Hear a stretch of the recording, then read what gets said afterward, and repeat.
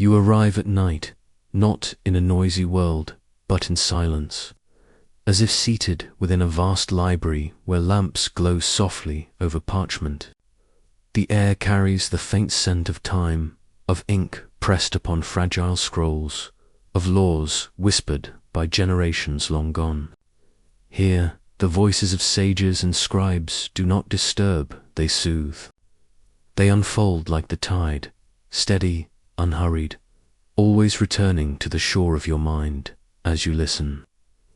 Your breath finds its rhythm with words older than empires, older than memory itself.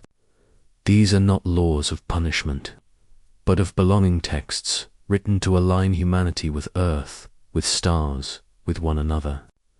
Tonight, you are not asked to solve, but simply to drift, to let the quiet weight of forgotten wisdom rest upon you like a warm cloak.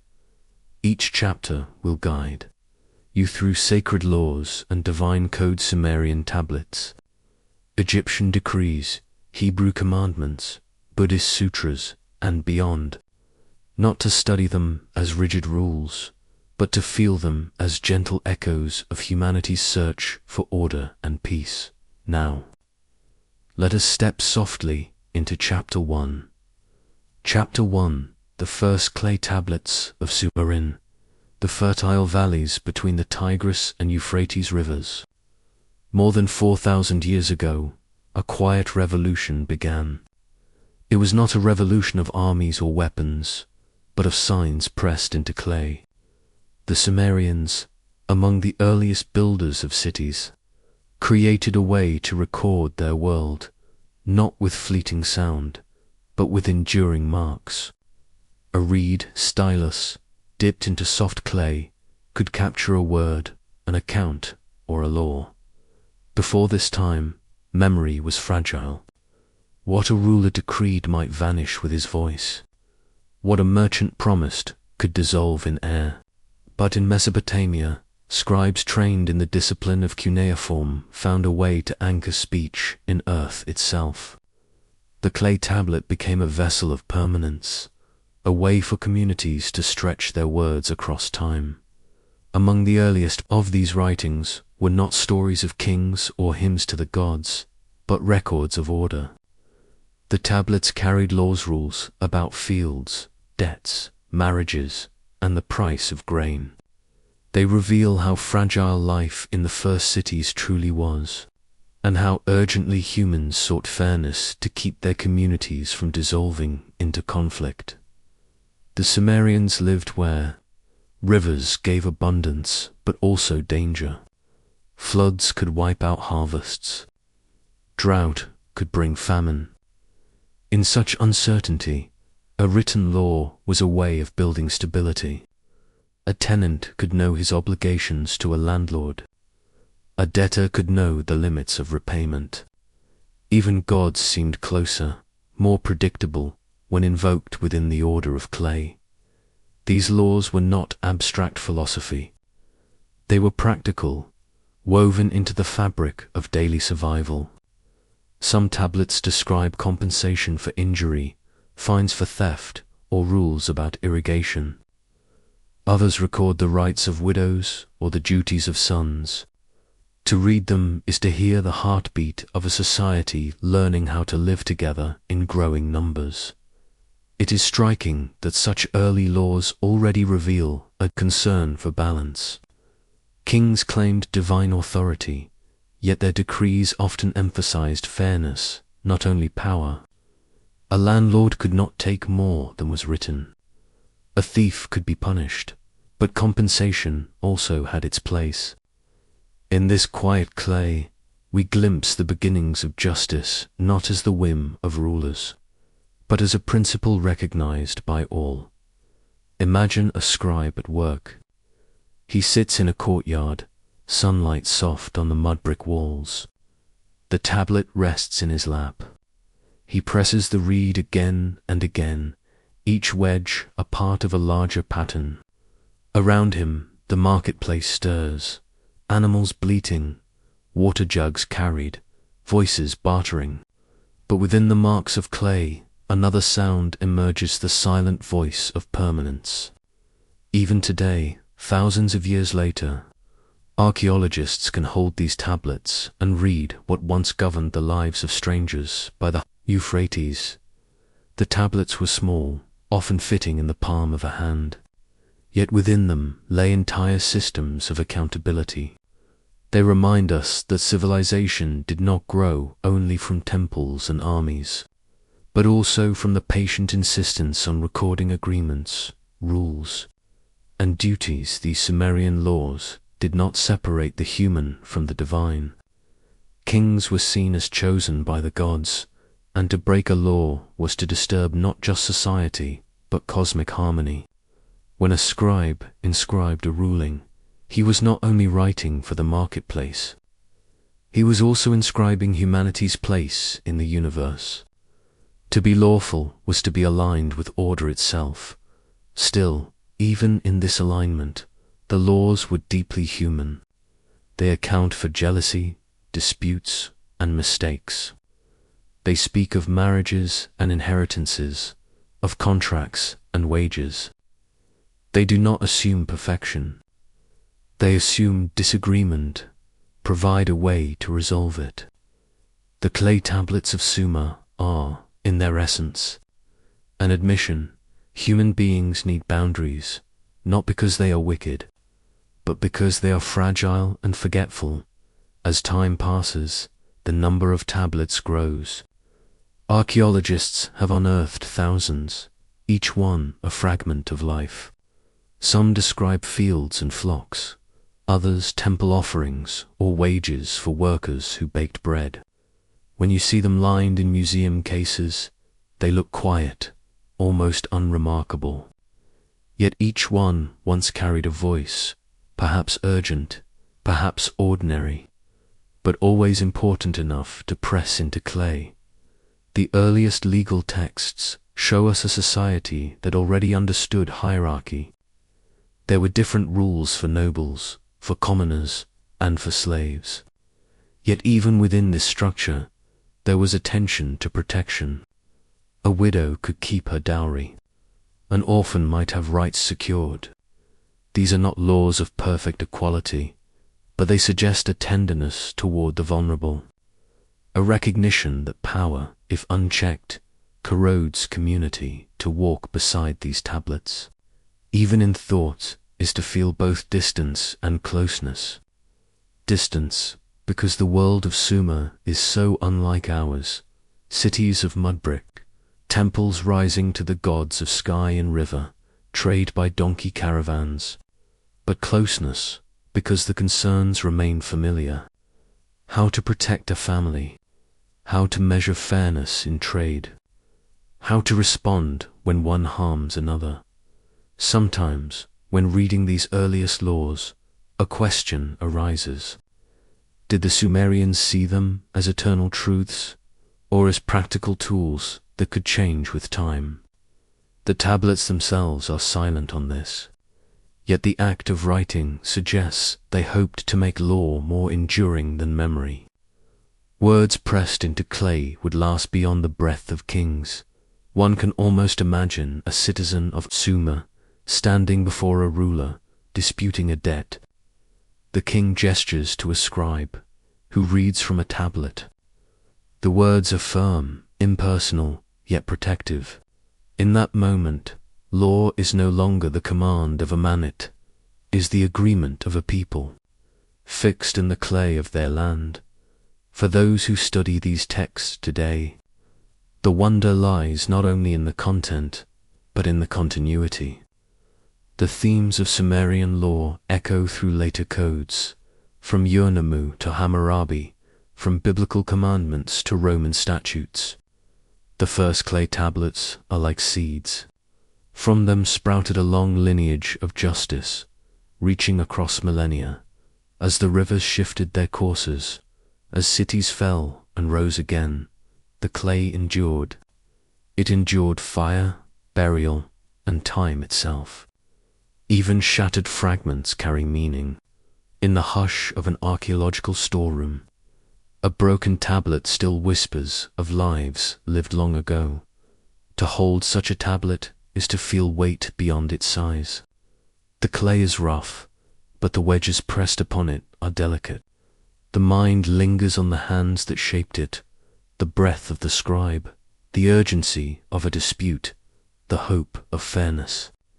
In such moments, the ancient past is not far away. It is pressed into our present, reminding us of where order began. Perhaps the deepest reflection is this: the Sumerians pressed their laws into clay not only to preserve rules, but to preserve peace. In fragile communities, survival depended not just on strength, but on trust. A written law was a promise, a way of saying, "This is how we will live together." And in that promise, the clay tablet becomes more than artifact. It becomes an emblem of humanity's search for balance between self and other, between power and mercy, between heaven and earth. As you rest with these thoughts, notice how the story is both ancient and immediate. The clay is far away, the language foreign, the gods unfamiliar. Yet the yearning for justice, the need for order, and the hope for fairness remain close.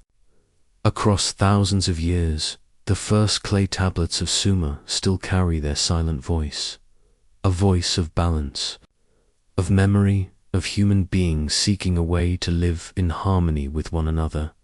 And perhaps, in their silence, they invite us to ask, what are the tablets we inscribe today not in clay, but in the laws we keep, in the values we pass on, in the agreements we make with one another?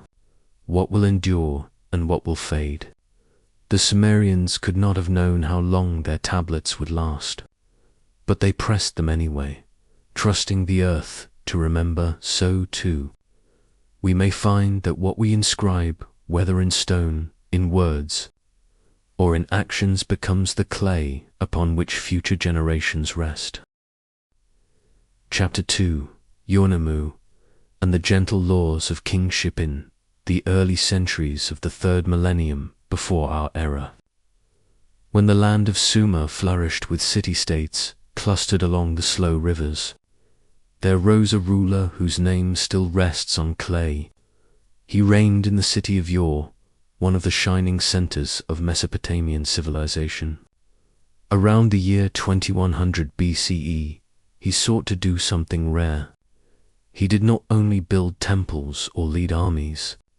He carved into writing a code of laws that aimed to preserve fairness and peace. Yornamu's reign came after turmoil. The Akkadian Empire, founded by Sargon the Great, had collapsed. Its fall left the land fragmented, vulnerable to raids and struggles between cities. Yet out of that uncertainty, Yornamu established what scholars call the third dynasty of Yor, a time of renewed order and stability. His decision to put laws into writing was not only a matter of administration, it was an act of healing, of binding fractured communities under one vision of justice. The Code of Yornamu is the oldest surviving legal code we know, predating the more famous laws of Hammurabi by nearly 3 centuries. Though only fragments remain, the spirit of the text shines through. It is written in Sumerian, pressed into clay by scribes who preserved its rulings for generations. What stands out most is its tone. Where later codes often speak with sternness, Yornamu's has a gentler quality. Punishments are measured not in brutal retribution but in compensation. If one man injured another, he was often required to pay a fine in silver. If a slave was freed, there was a set value for compensation. These were not decrees of vengeance, but of balance efforts to restore harmony rather than escalate conflict. One tablet preserves words of introduction that are striking even now. Yor, chosen by the gods, declares that he established equity in the land, and that he protected the widow and the orphan. It is a voice of kingship that acknowledges responsibility to the most vulnerable. In a world where power could easily crush, here was a ruler setting boundaries against cruelty. The code speaks of honesty in trade, of fairness in marriage, of limits on what one could demand of another. Where theft occurred, the penalty was not mutilation, but repayment. Where disputes arose, there was procedure to seek resolution. The underlying principle was clear. Society thrives when its members feel protected, when even those with little standing have recourse to justice in this sense. Yornamu's code is less a sword than a woven net. It catches conflict, holds it, and seeks to mend the tear. This gentleness does not mean weakness. It shows a society that understood that endless cycles of violence only unravel community. Justice, if it is to endure, must be tempered with mercy. Imagine the scene in Yor's great ziggurat, a towering temple rising from the plains. Priests offered sacrifices, scribes copied tablets, and merchants filled the streets outside. In such a world, disputes were inevitable. A farmer might claim his neighbor diverted water. A merchant might accuse another of cheating weights. A family might argue over inheritance. Without written laws, each dispute could ignite resentment, perhaps even bloodshed. But with Yornamu's code, there was guidance, a trusted pattern to return to, a reminder that fairness was possible. The Sumerians saw their king not as an absolute master, but as a steward chosen by the gods. Yornamu claimed legitimacy from Nana, the moon god, patron of Yor. To act justly, therefore, was not only to protect society, but also to align with divine will. The gods were guardians of order, and the king was their earthly servant. His laws became a reflection of cosmic balance, extending mat-like principles of truth and justice that one might later see in Egyptian thought. Some scholars note that Yornamu's code seems almost modern in its emphasis on financial compensation. Instead of responding to harm with harm, the offender was required to repair the damage in measurable terms. This does not mean the society was gentle in all aspects. Slavery existed. Hierarchies were clear, and not all were equal before the law. Yet even within these limitations, there was a recognition that justice meant more than punishment. It meant restoration. It is worth pausing to reflect how unusual it is, across history, for the earliest surviving legal code to be one that values mercy. Often we assume that civilization's beginning was harsh, only later softened by enlightenment. But here, in the ruins of Yor, we find a king who already imagined law as a means of fairness, not simply control. Was this an exception, a rare ruler with a compassionate vision? Or does it suggest that the human impulse for justice, tempered by care, has always been present, even if easily overshadowed? The code also reminds us of the link between law and economy. Much of it concerns trade, debt, and property. In a land where agriculture depended on careful irrigation, and where silver was the measure of exchange, stability required clear rules. By setting standards, Yornamu not only promoted fairness, but also ensured prosperity. Traders could act with greater trust, farmers could plan their harvests, families could pass on inheritance with fewer disputes. In this way, law was not abstract morality. It was practical survival. And yet, embedded in this practicality, there is something deeply human. The protection of widows and orphans is not a purely economic matter. It is a moral one. It reflects an awareness that justice must guard those without power, for they are the measure of a society's integrity. To invoke them in the prologue of his code suggests that Yornamu wished to be remembered not only as a king of temples and conquests, but as a shepherd of people. The surviving fragments of his laws are incomplete. Whole sections are missing, words lost to time.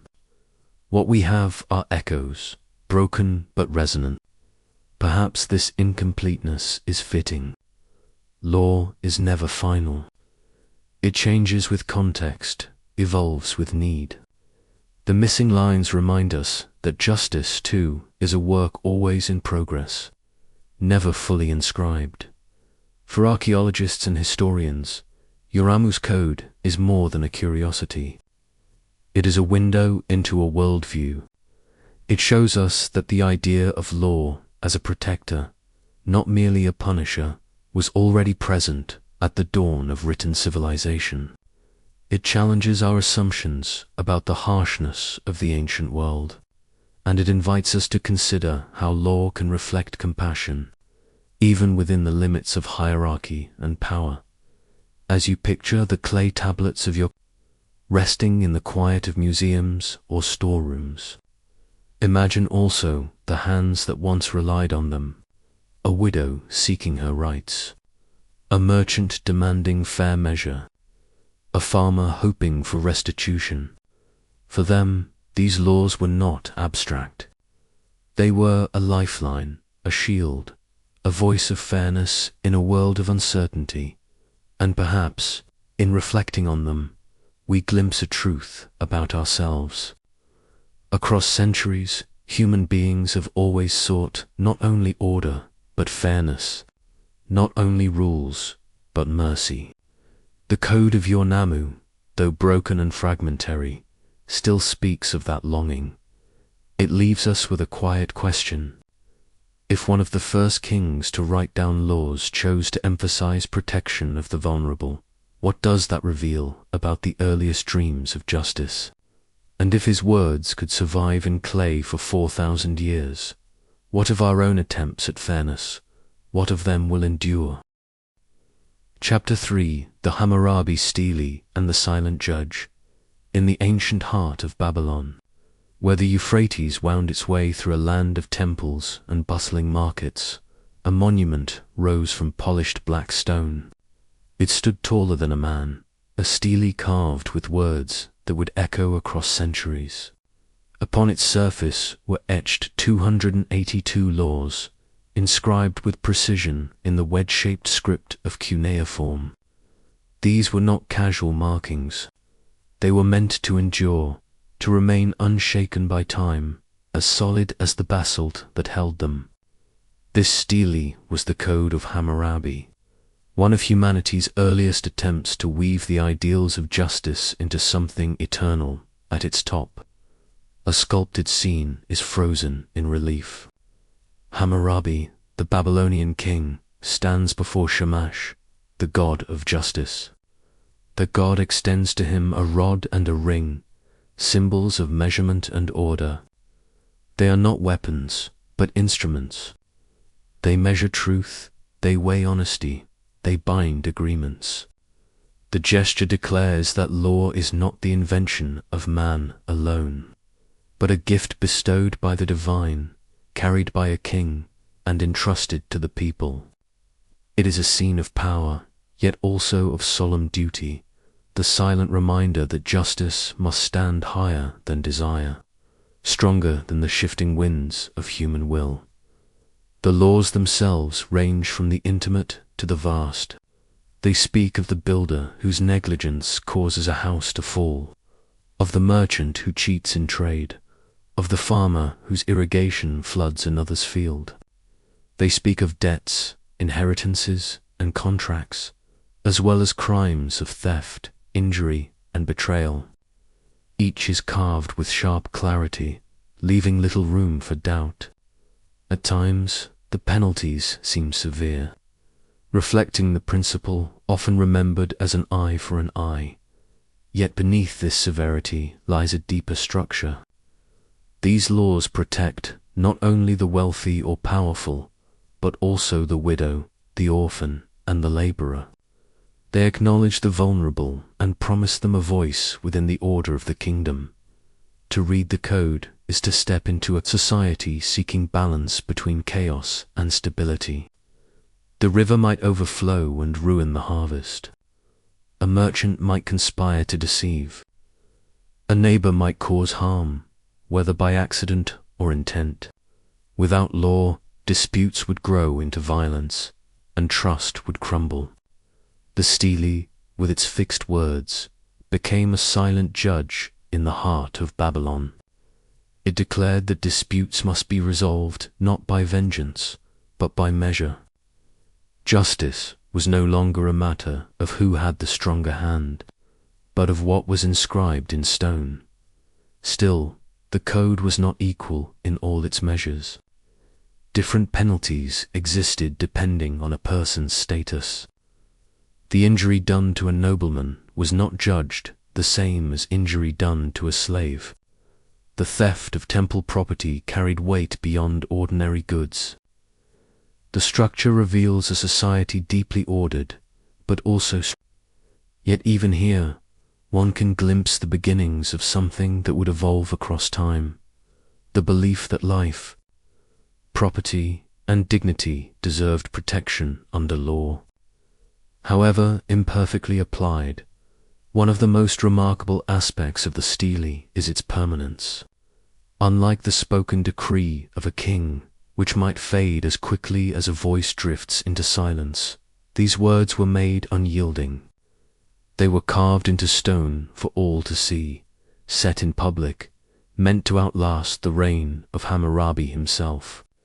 The very act of carving law into rock declared that justice was not only the whim of a ruler, but an enduring structure, larger than any single reign.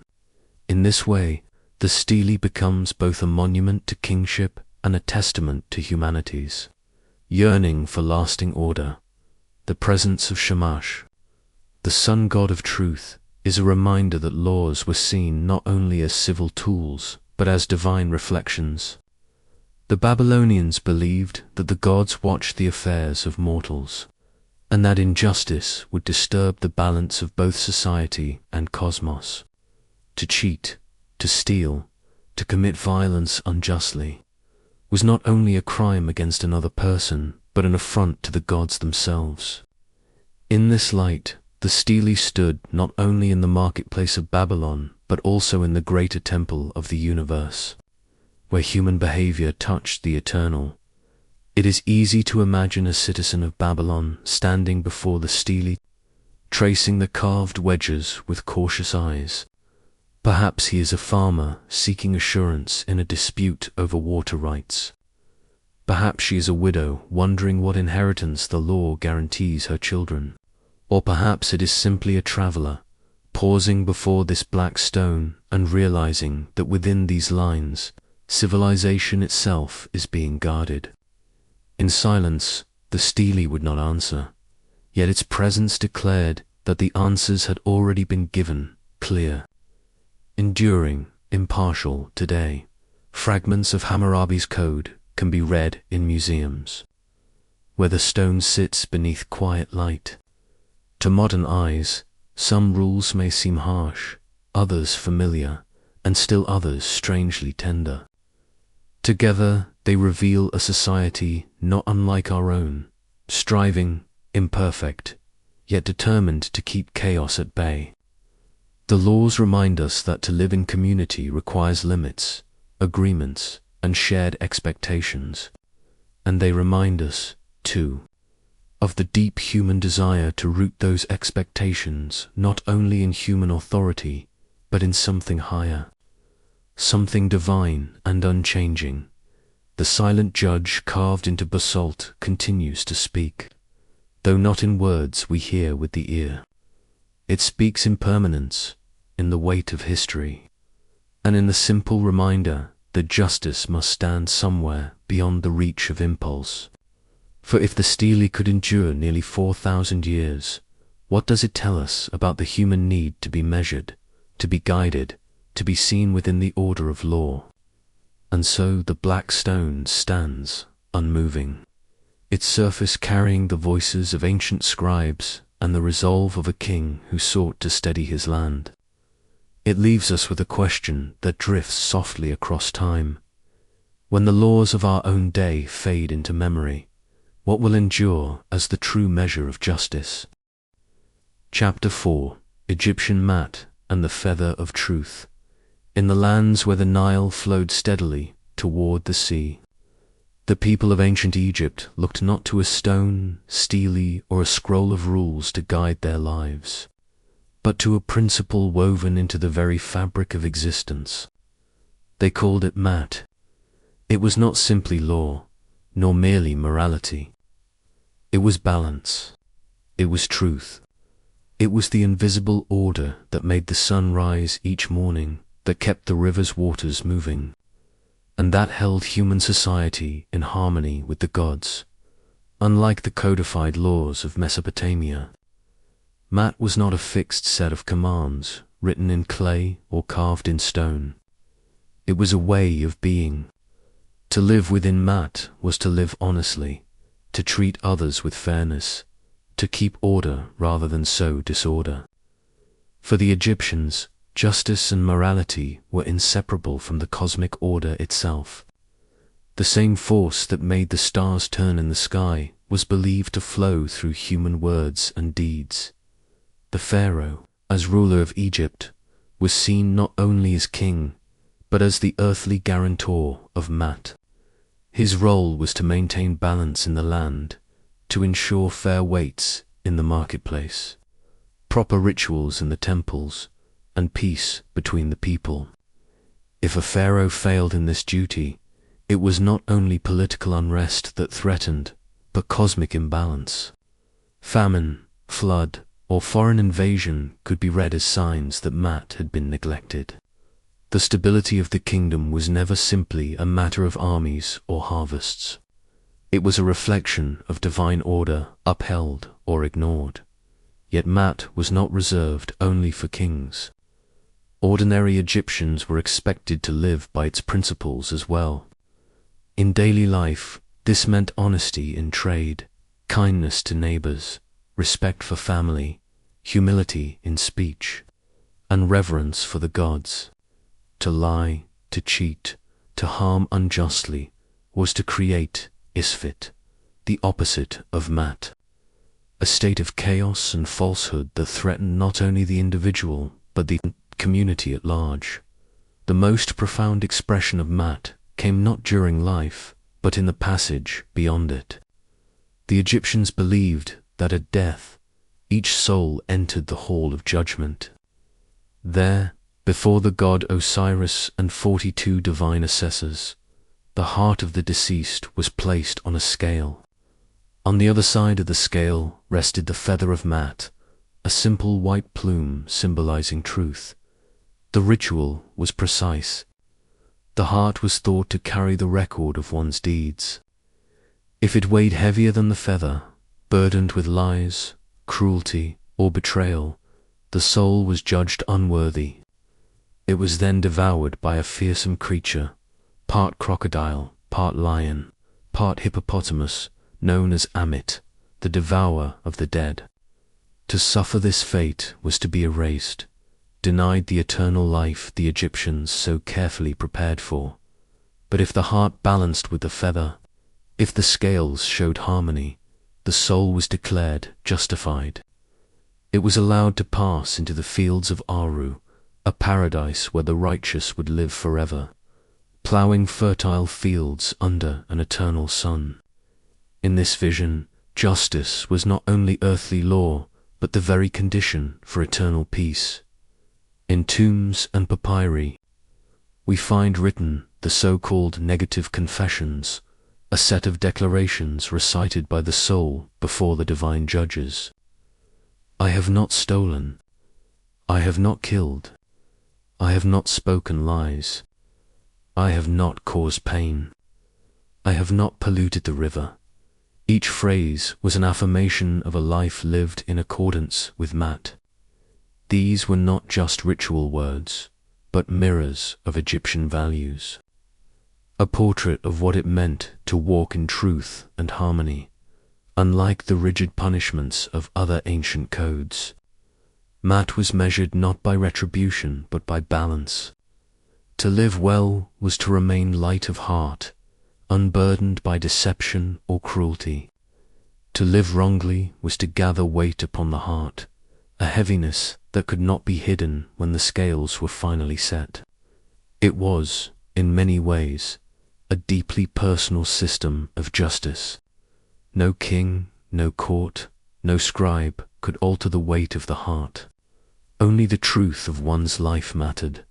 The temples along the Nile, with their columns carved like papyrus reeds and their walls filled with hymns, were constant reminders of this principle. Priests performed rituals each day not only to honor the gods, but to renew mat itself, to ensure that chaos did not intrude upon the delicate order of creation. To step into those stone halls was to step into an echo of the cosmos itself, where silence, incense, and light all worked together to affirm that balance was the foundation of life. Mat shaped every aspect of Egyptian culture. It was present in law courts, where disputes were settled not by written code but by appeals to fairness and order. It was present in literature, in the wisdom texts that instructed young scribes to speak gently, to listen well, and to act truthfully.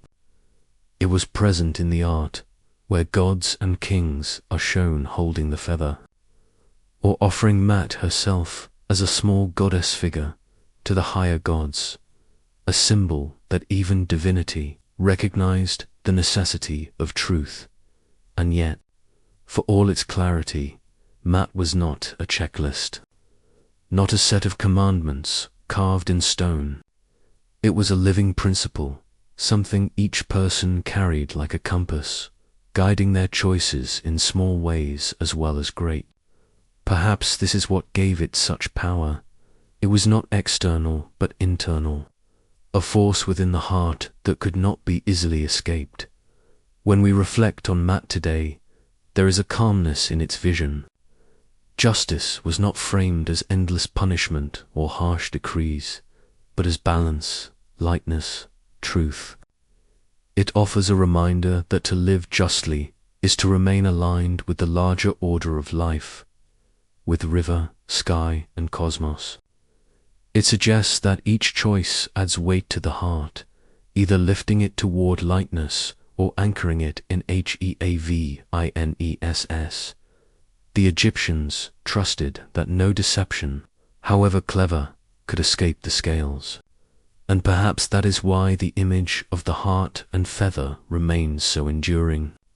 It is simple, almost childlike, yet profound, a reminder that in the end, truth cannot be hidden, and balance cannot be cheated. As the Nile flowed, as temples rose, and as generations came and went, Mat remained the quiet law that guided them, neither written nor broken, but lived. And so it leaves us with a gentle question. If your heart were placed upon the scales tonight, how would it weigh against the feather of truth? Chapter 5.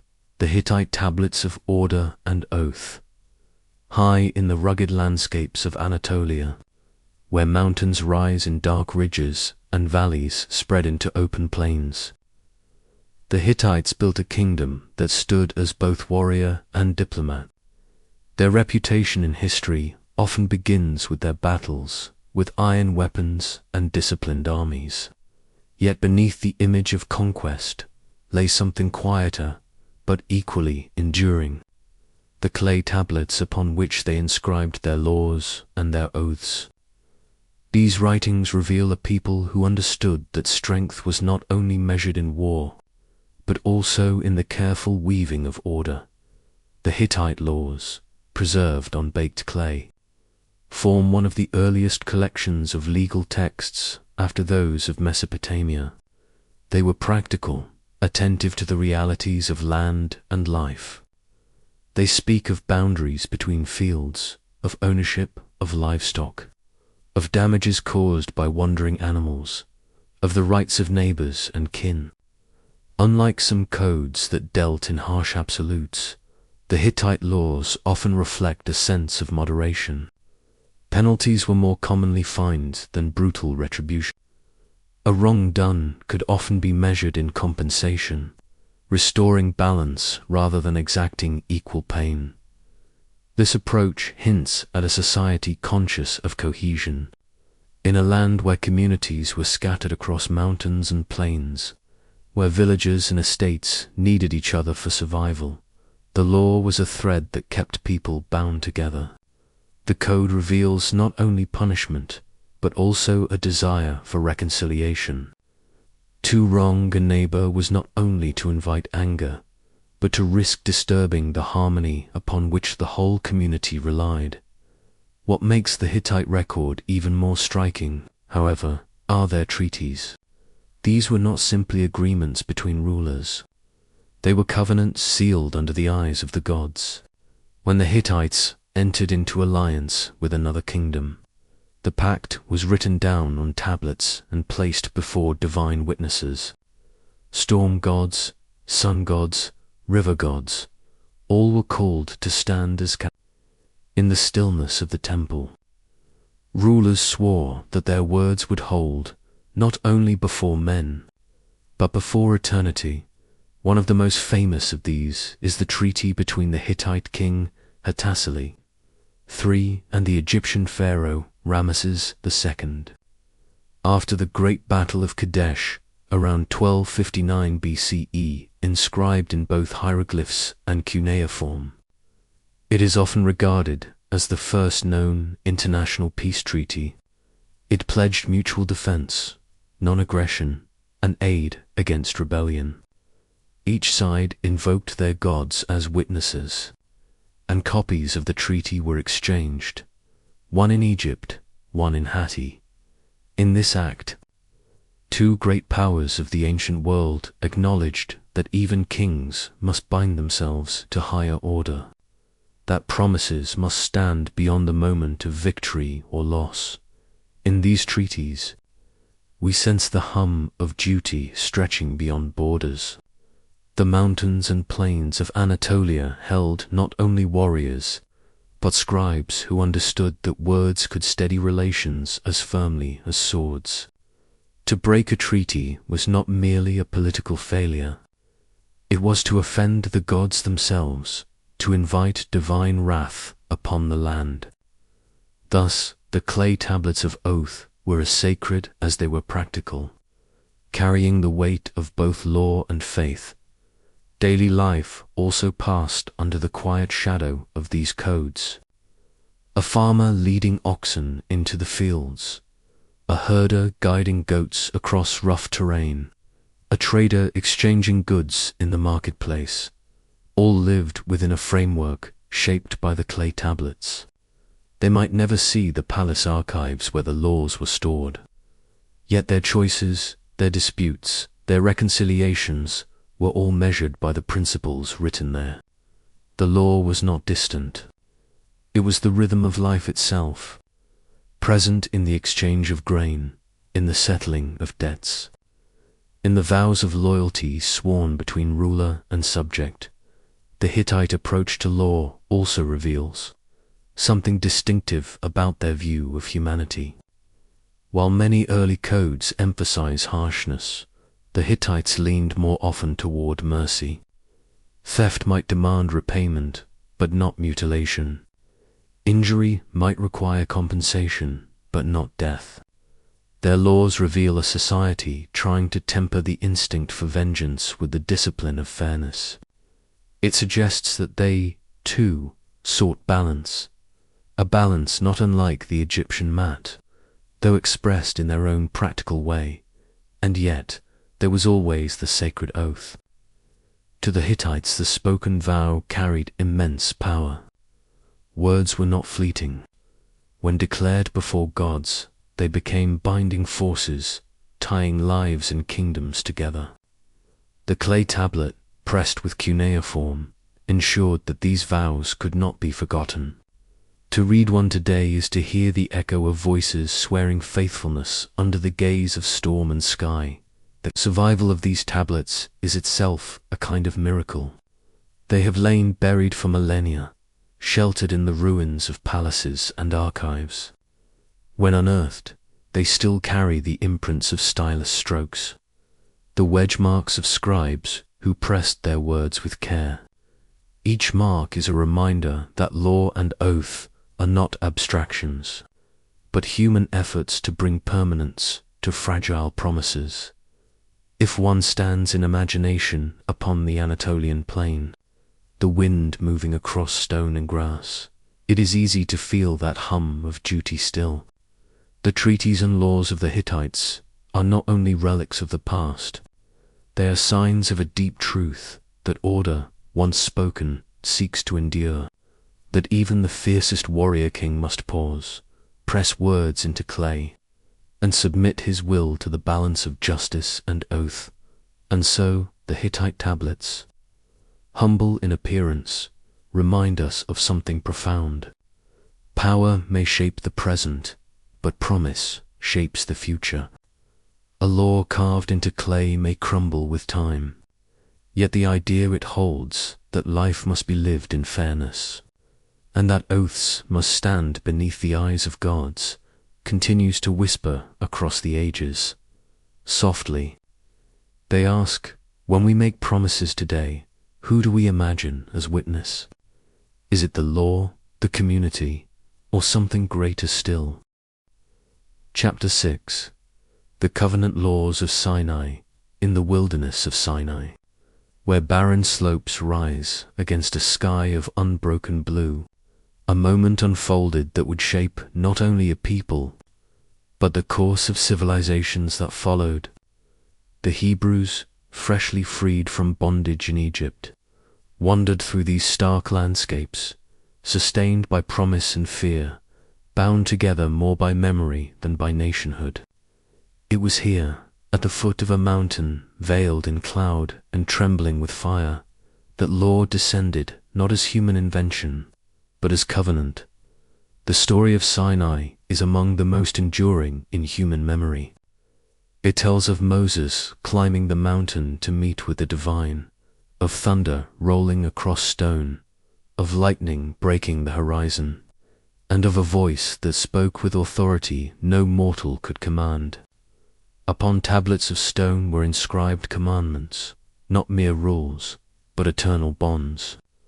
Unlike the laws of Mesopotamian kings or Anatolian treaties, these words were not issued by a ruler to subjects. They came, instead, as direct speech from heaven to earth. They were not suggestions. They were the terms of a covenant. The 10 Commandments, as they came to be known, formed the heart of this revelation. They ordered the people to worship only one God, to honor his name, to remember the Sabbath, to show reverence to parents, and to refrain from murder, theft, adultery, false testimony, and coveting. Simple in form, yet vast in scope, these commandments sought not only to govern action, but to shape identity. To live by them was to live as the covenant people set apart in holiness, marked by obedience to a God who had chosen them. But the covenant of Sinai extended beyond the 10 words of stone. In the books of Exodus, Leviticus, Numbers, and Deuteronomy, hundreds of laws unfold. They address ritual purity, dietary practice, priestly duties, festivals, sacrifices, property, debt, and justice. Together, they form what scholars call the Torah's legal corpus. To modern eyes, some appear strict, others compassionate, still others mysterious. Yet all were bound by a common thread, the conviction that every sphere of life, from harvest fields to family relations, from temple incense to measures of grain, was to be lived under the shadow of covenant. This covenant was not one-sided. It carried both blessing and warning. If Israel kept the law, the land would flourish, rains would fall in season, and peace would be their inheritance. If they broke it, famine, exile, and sorrow would follow. Law, in this vision, was not just a framework for society. It was a living bond between heaven and earth, a mirror of divine holiness impressed upon human community. The memory of Sinai was meant to endure. The tablets themselves became objects of reverence, placed within the Ark of the Covenant, housed first in a tent that moved with the tribes, and later within the temple at Jerusalem. They were more than stone. They were reminders that their God was not distant, not abstract, but one who bound himself in words, in covenant. In law, what is striking about the laws of Sinai is their blend of the transcendent and the ordinary. They declare the holiness of God in commands that lift the heart toward worship, yet they also descend into the detail of daily life. They instruct on how to treat a neighbor's ox, how to settle disputes, how to care for the poor and the stranger. The covenant was not limited to the sacred precincts of the temple. It reached into kitchens and fields, markets and marriages. It taught that holiness was not an isolated act, but a way of life, extending from morning until night. For the Israelites, law became memory. Each festival recalled it, each generation taught it. To keep Sabbath was to remember Sinai. To avoid idols was to remember Sinai. To teach one's children the words of the covenant was to keep alive the moment when heaven had touched the mountain. Even in exile, when the temple lay in ruins and the ark was lost, the law endured as a portable sanctuary. It could not be burned by fire or carried away by conquerors, for it lived in scrolls, in recitation. In the very heart of a people, scholars often note the contrast between these covenant laws and the codes of surrounding nations. Where Hammurabi's stele emphasized retribution, the Torah placed emphasis on covenant loyalty. Where Hittite treaties invoked gods as witnesses, Sinai spoke with the voice of God himself. In this sense, the laws of Sinai did not merely regulate. They consecrated. They made life itself sacred. Yet these laws were not always easy to bear. The prophets later accused Israel of neglecting them, of turning ritual into empty form, of forgetting justice and mercy. The covenant demanded not only obedience, but faithfulness of heart. To reduce the law to mere rule was to miss its essence. Its purpose was always relational, to bind a people to their God, to weave holiness into their identity, to remind them that life was lived under promise. One can picture the tribes gathered at the foot of Sinai, gazing upward at cloud and fire. For them, the mountain was a trembling axis where heaven met earth, where the unseen spoke into the visible.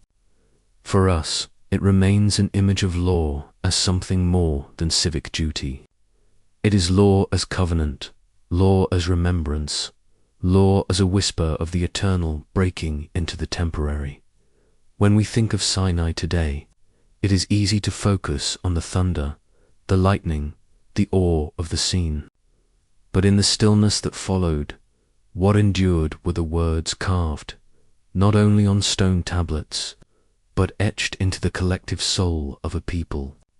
And perhaps that is why, after millennia, these commandments are still recited, still studied, still seen as pillars of moral thought. They remind us that law can be more than order. It can be identity. It can be covenant. It can be the bond that ties the fragile lives of wanderers to the vastness of the eternal dot. And so the mountain stands, veiled in memory. Its stones do not speak, yet its silence carries a whisper. What does it mean, even now, to live as though life itself is covenant? Chapter 7, Leviticus and the Quiet Rites of Purity. The book of Leviticus often feels, to the modern reader, like a still and quiet chamber within the grand library of Scripture. It is not filled with stories of wandering deserts, or kings rising to power. Instead, it is a text of instructions, patterns, and rhythms laws that sanctify even the smallest acts of daily life. Here, the sacred is not confined to mountaintop visions or burning bushes. It is found in the ordinary, in the meals shared, in the days of rest. In the careful washing of hands and garments, Leviticus forms the heart of the Torah. Its pages turn slowly, with deliberation, as though inviting the reader to match its pace. Where Exodus ended with the tabernacle complete, God's dwelling among his people, Leviticus begins with a question: how can a people remain close to holiness? How can ordinary lives draw near to divine presence without being consumed? Its answer lies in a system of rite sacrifices, festivals, and regulations that shape not only worship, but existence itself. Sacrifice is the first voice we hear. The book outlines offerings of grain, oil, wine, and animals, each with its meaning. A burnt offering was consumed entirely, symbolizing total devotion. A peace offering could be shared, binding community together. A sin offering carried guilt away, restoring the broken bond between human and divine. In these rituals, every movement had weight. Blood was sprinkled, fat was burned, incense rose like a fragile bridge of fragrance. For the priests, each act was sacred choreography, a service both intimate and solemn. From sacrifice, the text turns to purity. Chapters unfold like layers, distinguishing the clean from the unclean. Certain foods could be eaten, others avoided. Shellfish and pork were forbidden. Animals were divided by the way they walked, the way they chewed, the way they lived. Purity laws extended further, to childbirth, to skin conditions, to mold upon walls. To modern ears, such rules may seem puzzling, even severe. Yet for Israel, they offered a way to sanctify the cycles of the body, the vulnerabilities of flesh, and the hidden dangers of dwelling. Life itself, with all its fragility, was held before God. Then comes the day of atonement, Yom Kippur, the most solemn of all. On this day, the high priest entered the innermost sanctuary, the Holy of Holies.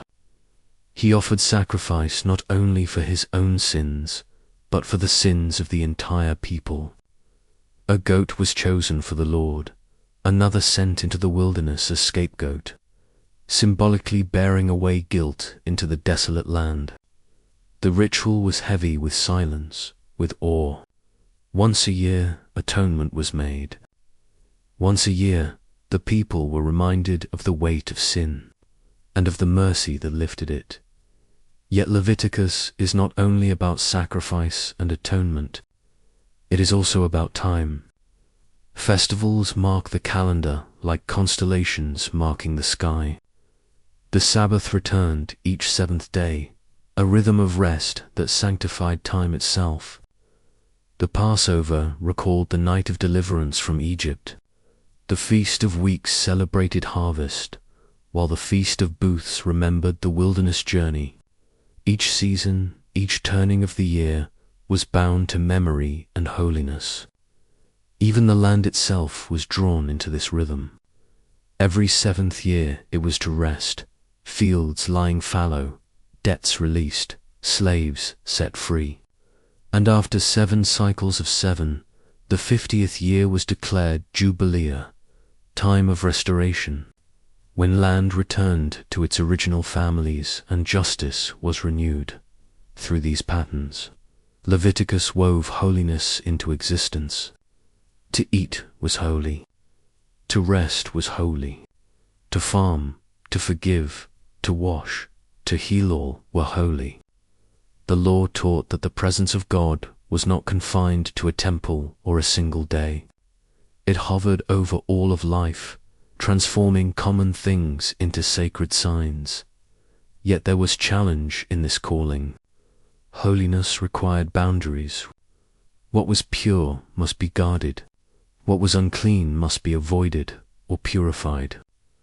The text speaks often of separation between clean and unclean, sacred and common, priest and people, Israel and the nations. To some, these boundaries might seem rigid, but to Israel, they were the way to preserve the nearness of God, to live in the light of His presence without fading into chaos. Perhaps the quietest, yet most profound passage in Leviticus is found in chapter 19, here. Amid commands about harvest and clothing, comes the call, "You shall love your neighbor as yourself." In these words, ritual and ethics join. Holiness was not only about offerings or purity. It was about justice, compassion, and care. The poor were not to be forgotten. The foreigner was not to be mistreated. The elderly were to be honored. This love, woven into law, revealed that holiness was not a distant state, but a lived reality in community. One might ask why such detail was necessary. Why specify foods, garments, rituals in such exact ways? Perhaps it was to train the heart through habit, to remind, with every meal, every day of rest, every harvest, that life was lived under covenant. To live in constant awareness of the divine, one needed rhythms that touched the ordinary. The sacred was not meant to be encountered only in visions or in crises. It was to be tasted in bread, felt in silence, remembered in seasons. Leviticus, then, is a book of attentiveness. It calls for a slow gaze, for a patient walk. It teaches that holiness is not simply a lofty ideal, but a discipline, a rhythm of daily acts. In this way, it whispers across centuries that to live with awareness is to live in covenant.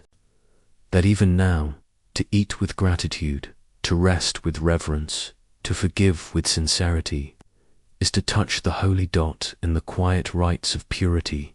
We hear not thunder or flame, but steady breath. The hum of daily life transformed into offering. The silence of washing hands before a meal, or setting aside work on a seventh day. These were not small acts. They were the very way of drawing near to God. And so Leviticus, often overlooked, remains a book of presence. It shows that holiness does not need spectacle. It dwells in the ordinary, if only one learns to see it. To walk with purity, to honor the rhythm of time, to treat neighbor with love, these are the quiet rites that make life itself a sanctuary.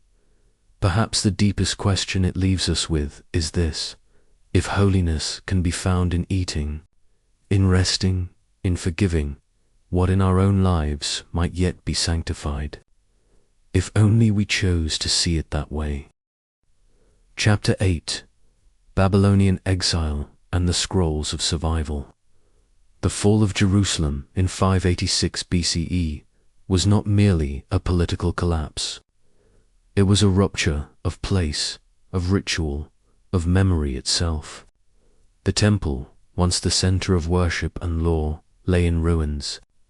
Priests, scribes, and ordinary citizens were carried into exile along the banks of the Euphrates and Tigris. Yet, even in this displacement, a remarkable persistence arose: the preservation of law and identity through scrolls. These written words became the quiet lifeline for a people uprooted from their land, a bridge between what had been and what might yet be in Babylon, under the shadow of foreign temples and unfamiliar gods. The exiled Hebrews turned to what they could carry. They could not carry their land, their temple, their sovereignty, but they could carry their memory. Scrolls of Torah, meticulously copied, became portable sanctuaries. The words inscribed on papyrus or leather were more than ink on material. They were vessels of continuity, sacred anchors holding a displaced people to covenant. to story, to identity. Among these texts were laws that had governed temple life, ritual, and civil behavior. Without the temple, some rituals could not be performed, but the law itself remained alive. Each recital became an act of remembrance. Each copying of a scroll was an act of devotion. By preserving these words, the exiles asserted that holiness and law were not bound to geography. They were bound to memory, to voice, to hand. Scribes worked slowly, deliberately, ensuring accuracy. Mistakes could alter meaning, yet every careful stroke was also a meditation. In copying, in chanting, in teaching children the words, the exiles created a rhythm that echoed the sacred pattern of life itself. The scrolls were not merely documents. They were instruments of survival. Through them, the past continued to breathe, even in a foreign land. Music and chanting became part of this preservation. Psalms, once sung in the temple courts, were now intoned by riverside gatherings in Babylon. The voices of men and women, soft and continuous, gave life to memory. These chants were not only prayer, they were exercises in identity. As words filled the air, the exiles were reminded that they were still a people of covenant, still heirs to promises made generations before. Law and song intertwined, shaping consciousness, fortifying hope. The exile also prompted reflection on the meaning of law. In Jerusalem, law was enacted in proximity to the temple, in a community of worship and sacrifice. In Babylon, law became abstracted from place, internalized, personal. Obedience could not be measured by altar or priest alone. It required self-discipline, meditation, and communal teaching. In this transformation, law became memory, and memory became sacred. It was also a time of interpretation and adaptation. Scholars and elders read the texts aloud, debated meaning, and instructed the young in ways that could be maintained in exile. Laws about land, tithes, and temple service were reframed for life without a temple. Yet the ethical and ritual essence remained intact. The covenant, though challenged by distance and loss, endured in principle. Through adaptation, the exiles discovered that law was not merely a set of regulations. It was the vessel of continuity, of cultural survival, of identity itself. Daily life along the Euphrates was quiet and structured. Families gathered in small rooms, teaching children the words of the law. Community leaders held study sessions, reciting passages aloud. Even as homes and courtyards were modest compared to the grandeur of Jerusalem, the rhythm of study, reflection, and chanting created sacred space. The ordinary actions of daily life, reading, copying, reciting, became acts of preservation, acts of resistance against loss. The scrolls also fostered hope. They reminded exiles that their past was not erased. Every word carried the weight of memory and promise.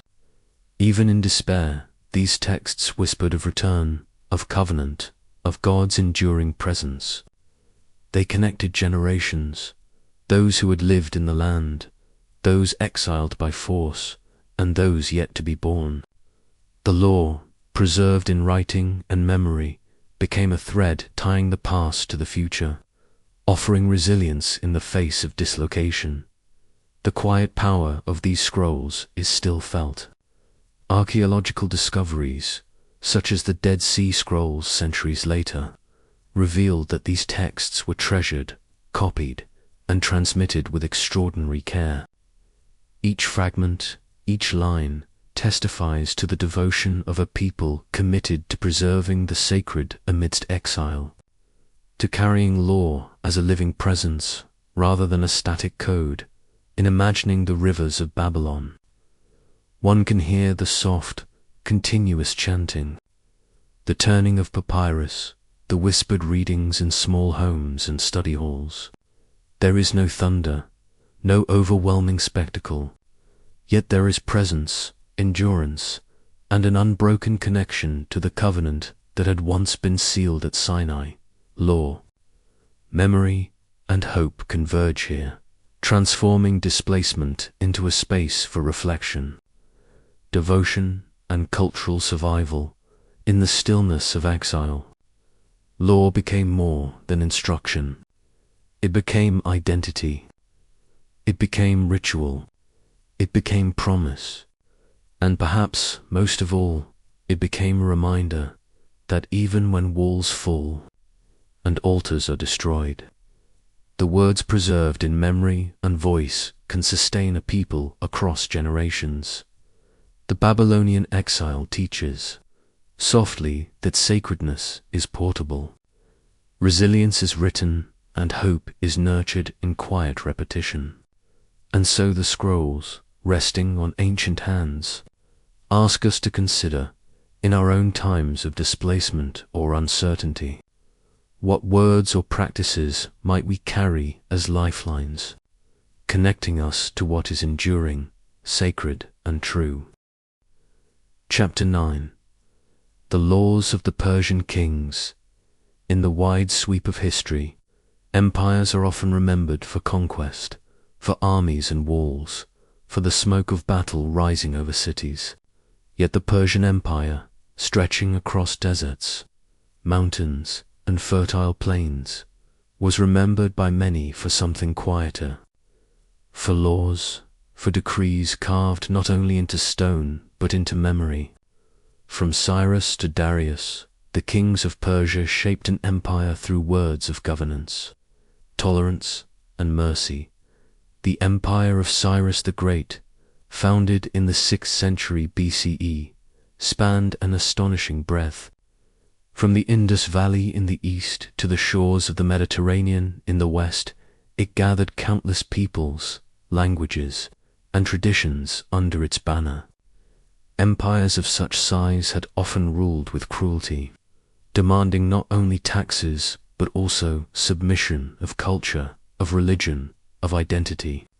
Yet Cyrus approached empire differently. His rule carried the surprising note of restraint, of tolerance, of restoration. The most famous testimony of this is the Cyrus cylinder, a clay artifact inscribed in Akkadian cuneiform, discovered in the ruins of Babylon. Today it is often called the world's first declaration of human rights, though in its own time it was a royal proclamation. The text speaks of rebuilding temples, restoring idols to their sanctuaries, and allowing exiled peoples to return to their homelands. Among these peoples were the Jews, who, after decades of Babylonian exile, were permitted by decree to return to Jerusalem and rebuild their temple. To those who had suffered displacement, the words of Cyrus carried the weight of mercy. They were not the language of conquest, but of restoration. In the silence of exile, such a decree must have sounded like a voice of hope. For an empire that could have demanded assimilation, the choice to preserve local traditions was profound. It created loyalty not by crushing difference, but by permitting it to survive. Persian law under Cyrus and his successors was not a single code like Hammurabi's, etched into one stele for all to see. Instead, it was a flexible system of royal decrees, proclamations, and administrative orders. These were carried across the empire by scribes, sealed with official marks, and read aloud in distant provinces. The king's word became law, yet within its framework, local customs were often preserved. The empire recognized the diversity of its people as a strength rather than a weakness. Darius I, who followed Cyrus, brought structure to this system. Known as Darius the Great, he reorganized the empire into provinces called satrapies, each overseen by governors who collected tribute and enforced royal policy. Roads and relay stations carried messages across vast distances, allowing laws to travel with unprecedented speed. In the heart of Persia, the king was the lawgiver. But in its many provinces, communities continued to live by their own traditions.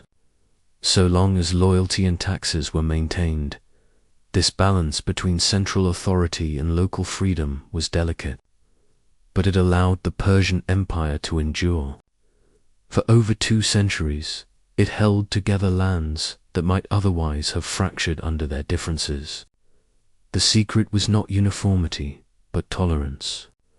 Persian kings declared themselves chosen by the god Ahura Mazda, yet they did not force this worship upon their subjects. Instead, temples were restored, local deities honored, and festivals permitted. The laws of empire became a framework of order rather than an iron cage. The stories of Cyrus and Darius echo with this balance.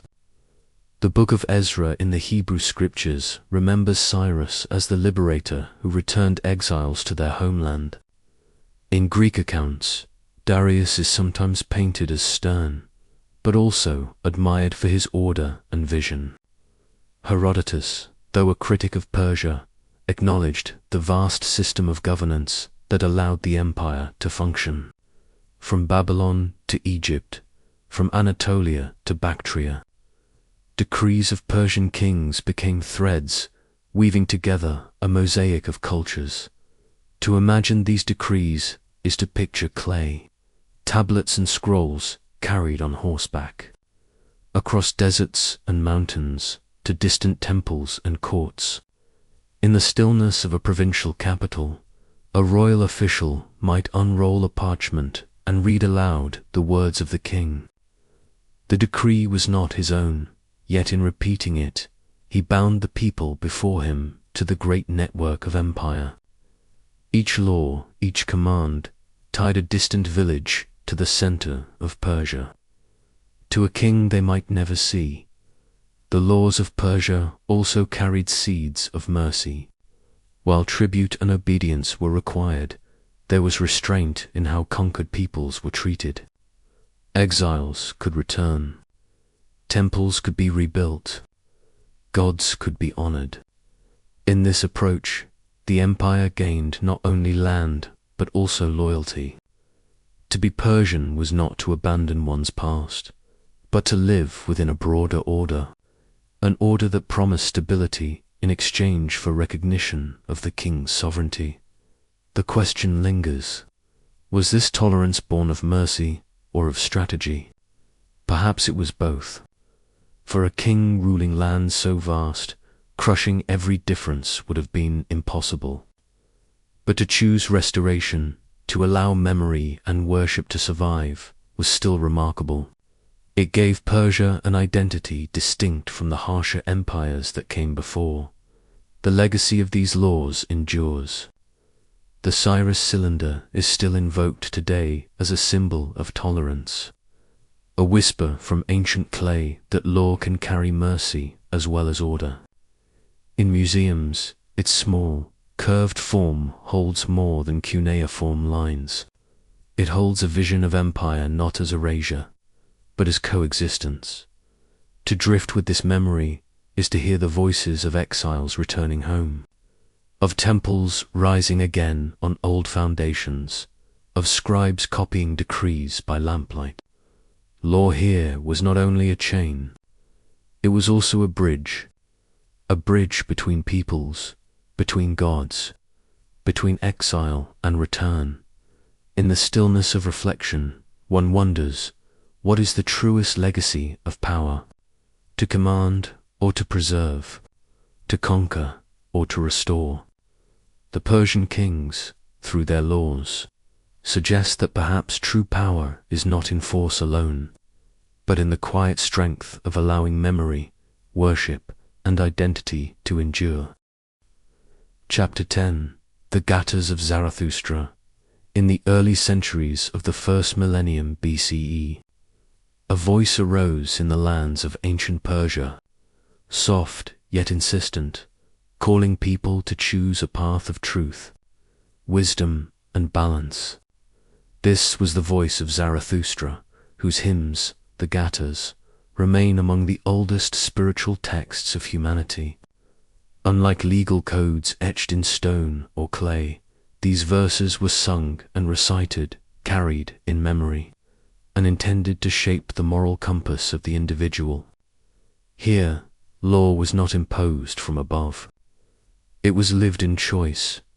The Gathas speak of duality, light and darkness, truth and deceit, order and chaos. Fire, the most sacred symbol in Zoroastrianism, represents divine energy, the presence of Ahura Mazda, and the clarity of righteous action. It is never to be worshipped as a god itself, but honored as a witness to morality and devotion. Each hymn is a meditation on how humans may align themselves with this light, how choices ripple across the cosmos, shaping not only individual destiny but the order of the world. Zarathustra's vision was ethical rather than procedural. Unlike Hammurabi's, Stele, or the detailed regulations of Leviticus, the Gathas rarely prescribe punishments or precise rituals. They invite reflection, asking the listener to discern right from wrong, to recognize deceit, and to act with awareness of consequences that transcend mere human law. In these verses, morality is inseparable from daily life.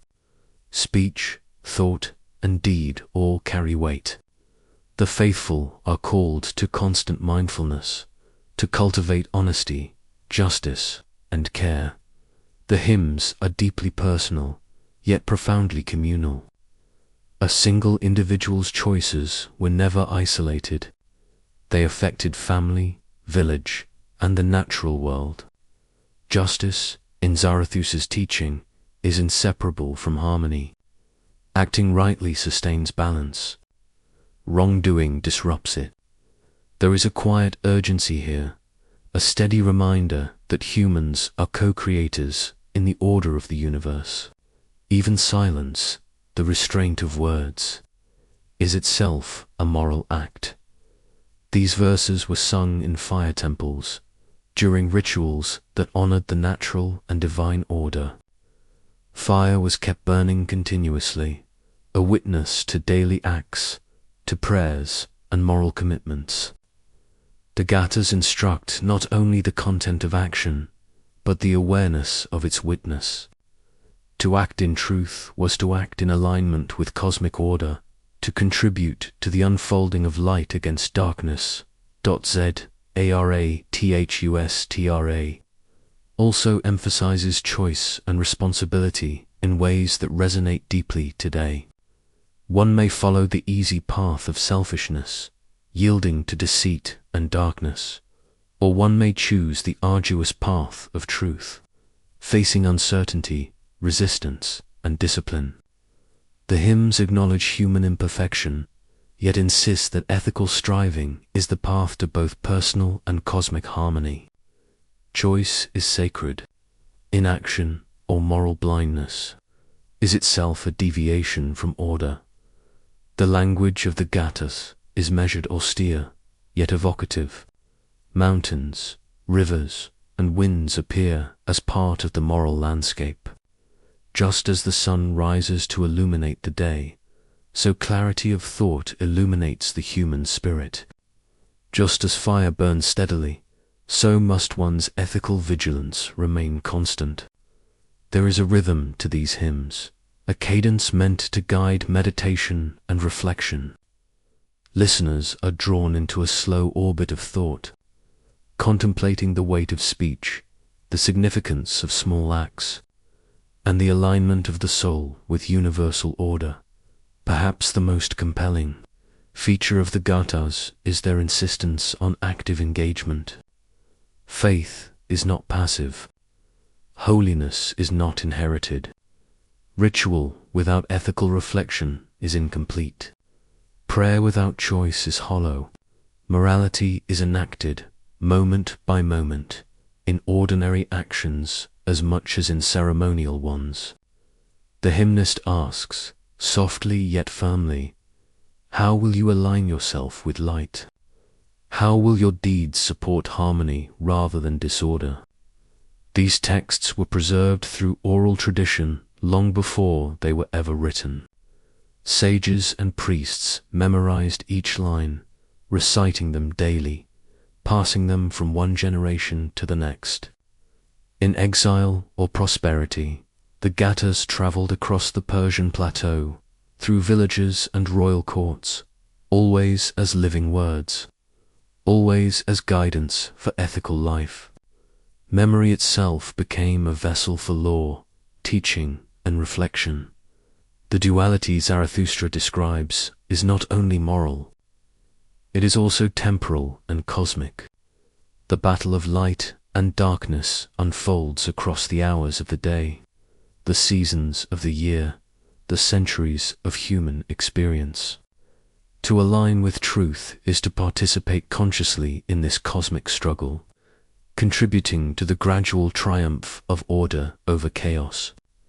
It is a law that is internal, lived, and ever-present, as natural as sunrise or river flow, in the quiet of contemplation.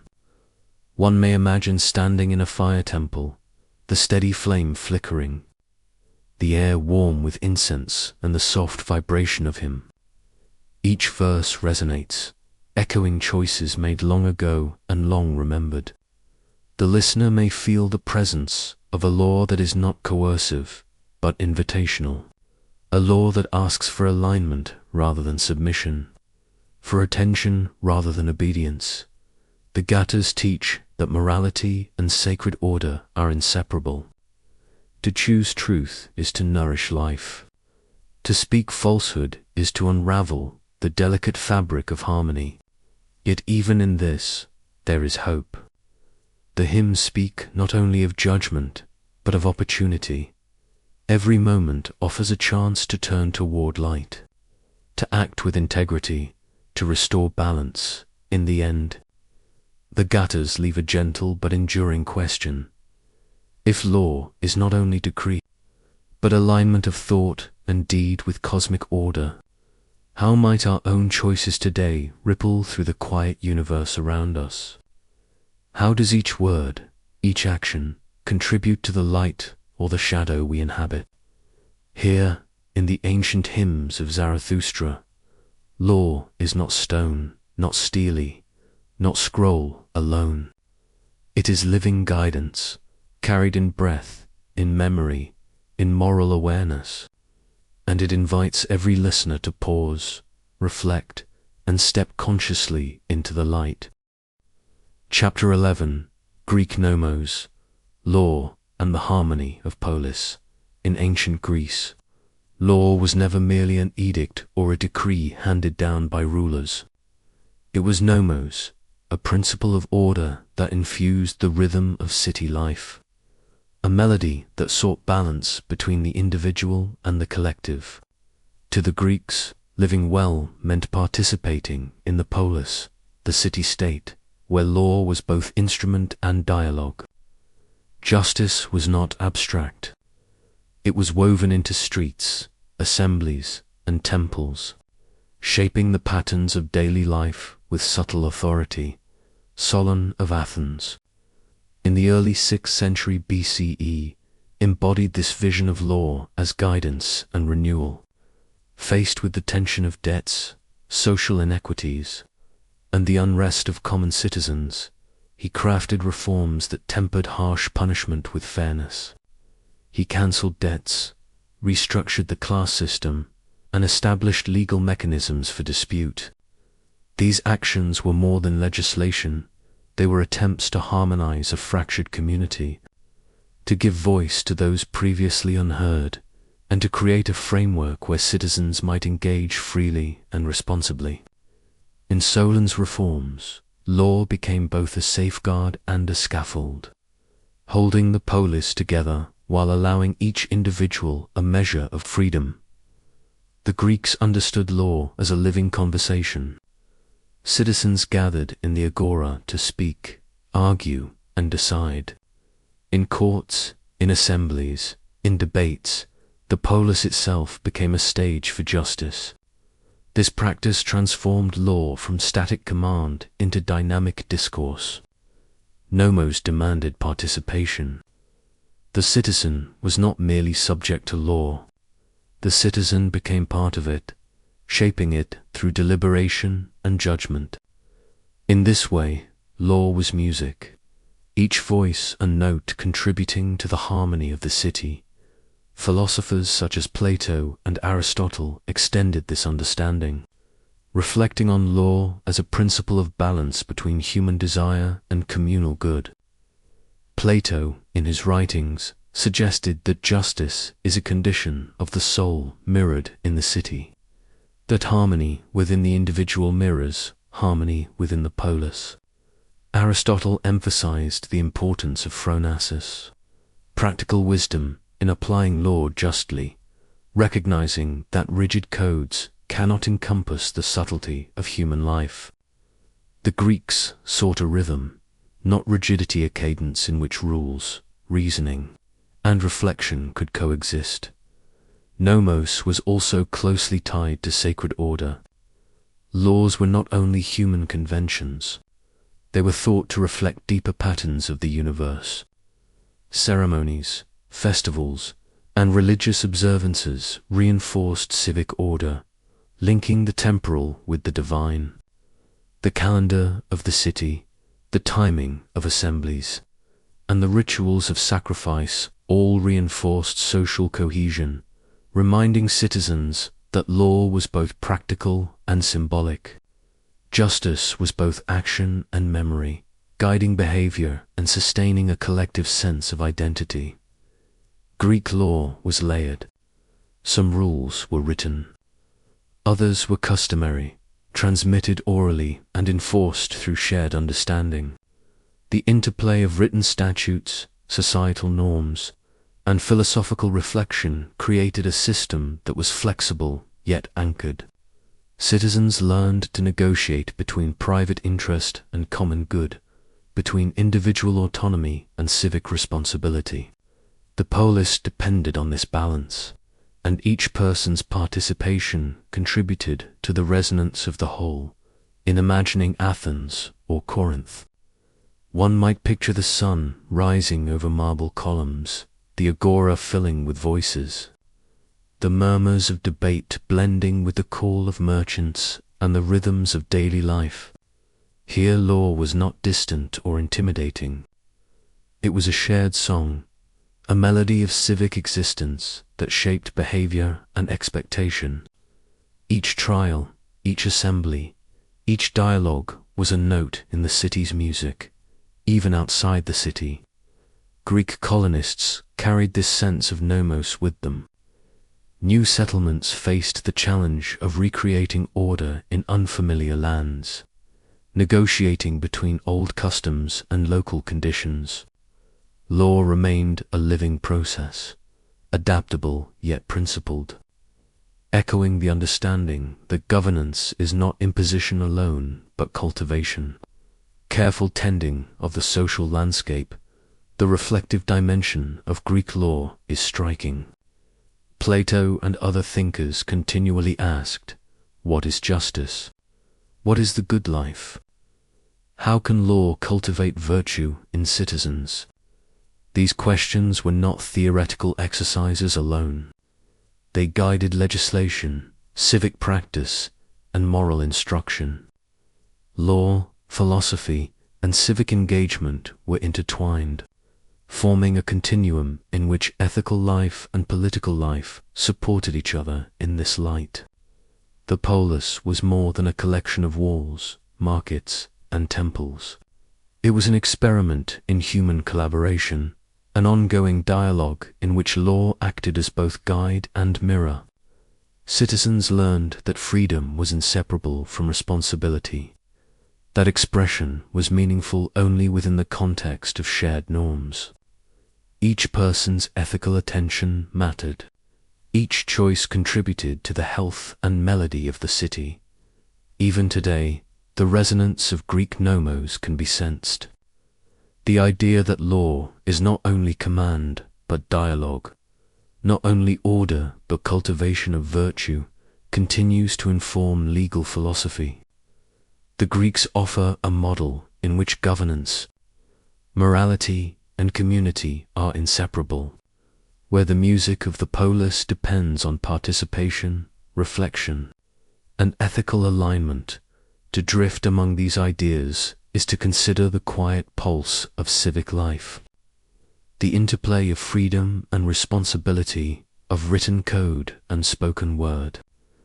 One may imagine a citizen standing in the sunlit agora, listening, speaking, weighing choices, and discovering that law is not merely a framework but a living conversation. The laws of the Greeks remind us that justice is not only prescribed but performed, that order is not only decreed but harmonized. And in this quiet reflection, one may ask, if the city is a song, what notes do we contribute? How does our participation, even in subtle ways, sustain the balance between self and society, between freedom and the greater harmony of communal life? Chapter 12. The Oracle and the Laws of Delphi, in the heart of ancient Greece. Perched upon the slopes of Mount Parnassus, the sanctuary of Delphi stood as a center not only of ritual, but of quiet reflection. Here, beneath the gaze of Apollo, stone columns rose into the morning light, and the air carried a stillness that seemed to slow the passage of time itself. Pilgrims traveled from across the Hellenic world, drawn not by decrees or legal codes, but by short, enigmatic maxims carved into the temple walls, words meant to guide the inner life rather than regulate civic behavior. Among these, the phrases "know thyself" and "nothing in excess" became enduring echoes of a law that moved with the soul rather than with sword or stele. That the Delphic maxims were distilled wisdom, reminders that the measure of life was balance, awareness, and restraint. Know thyself encouraged reflection on one's own nature, limitations, and potentials. It was a gentle injunction to examine thoughts, motives, and desires before acting in the wider world. Each pilgrim who paused before the temple could sense that true guidance begins within, that understanding the self is a prerequisite for harmonious engagement with others. This was law as internal compass, rather than as a set of punishments or obligations. Nothing in excess complemented this inward reflection. It spoke of moderation in all things, ambition, pleasure, speech, and even devotion. The phrase resonates with an awareness of consequence, as if the Greeks had intuited the quiet truth that extremes unbalance both life and community. In the shadow of Delphi, where the Pythia delivered cryptic pronouncements and the wind stirred the mountain pines, these maxims offered stability. They were soft reminders, the gentle hum beneath the tumult of human activity, urging restraint and discernment. Delphi's laws were not written for enforcement by magistrates or overseers. They were observed through contemplation, through personal choice, and through the rhythms of ritual. The Pythia's pronouncements, often ambiguous, invited interpretation rather than blind obedience. This ambiguity carried power. It required the listener to engage, to act thoughtfully, and to cultivate moral and intellectual discernment. Pilgrims left the sanctuary with more than advice. They carried a question, a seed for reflection, a mirror to their own intentions. The setting of the sanctuary amplified this contemplative law. Travelers climbed steep paths, surrounded by rugged cliffs and whispering winds, entering a space removed from the ordinary patterns of life. Temples, treasuries, and statues created a rhythm of architecture and movement, each structure a silent guide. The maxims, engraved on stone, persisted through centuries, their brevity countering the weight of permanence. They were both ephemeral in daily life and enduring across time, bridging mortal existence and the subtle constancy of moral insight. The Delphic words guided not only personal conduct, but also civic and spiritual awareness. Greek culture, deeply intertwined with philosophy and art, recognized that ethics begins with the individual. Wisdom, in the eyes of the Delphic tradition, was inseparable from reflection, observation, and moderation. These maxims functioned as touchstones, encouraging each person to cultivate discernment before action, to measure desire against the broader order of life, and to remain attentive to the unseen balance of things. The Pythians, seated within the inner chamber, spoke in riddles that demanded thought, echoing the same principle embedded in the maxims. The clarity arises not from being told what to do, but from engaging the mind and the soul. In this way, the sanctuary became both a spiritual court and a classroom of conscience.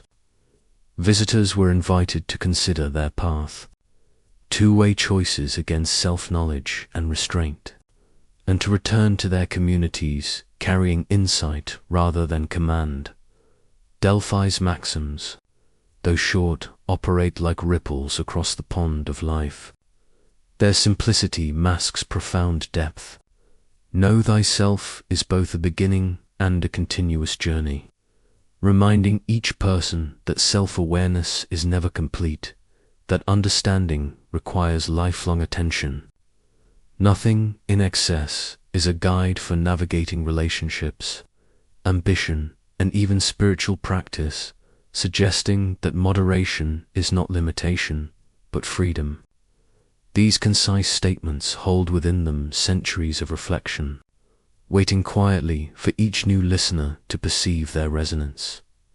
In imagining the sanctuary, one may hear the soft wind across the cliffs, the faint rustle of laurel leaves, and the echo of footsteps on stone. The air carries a sense of expectation, of the possibility for reflection, of the delicate intersection between divine presence and human awareness. Here, law is not an instrument of judgment, but a gentle current shaping thought and character.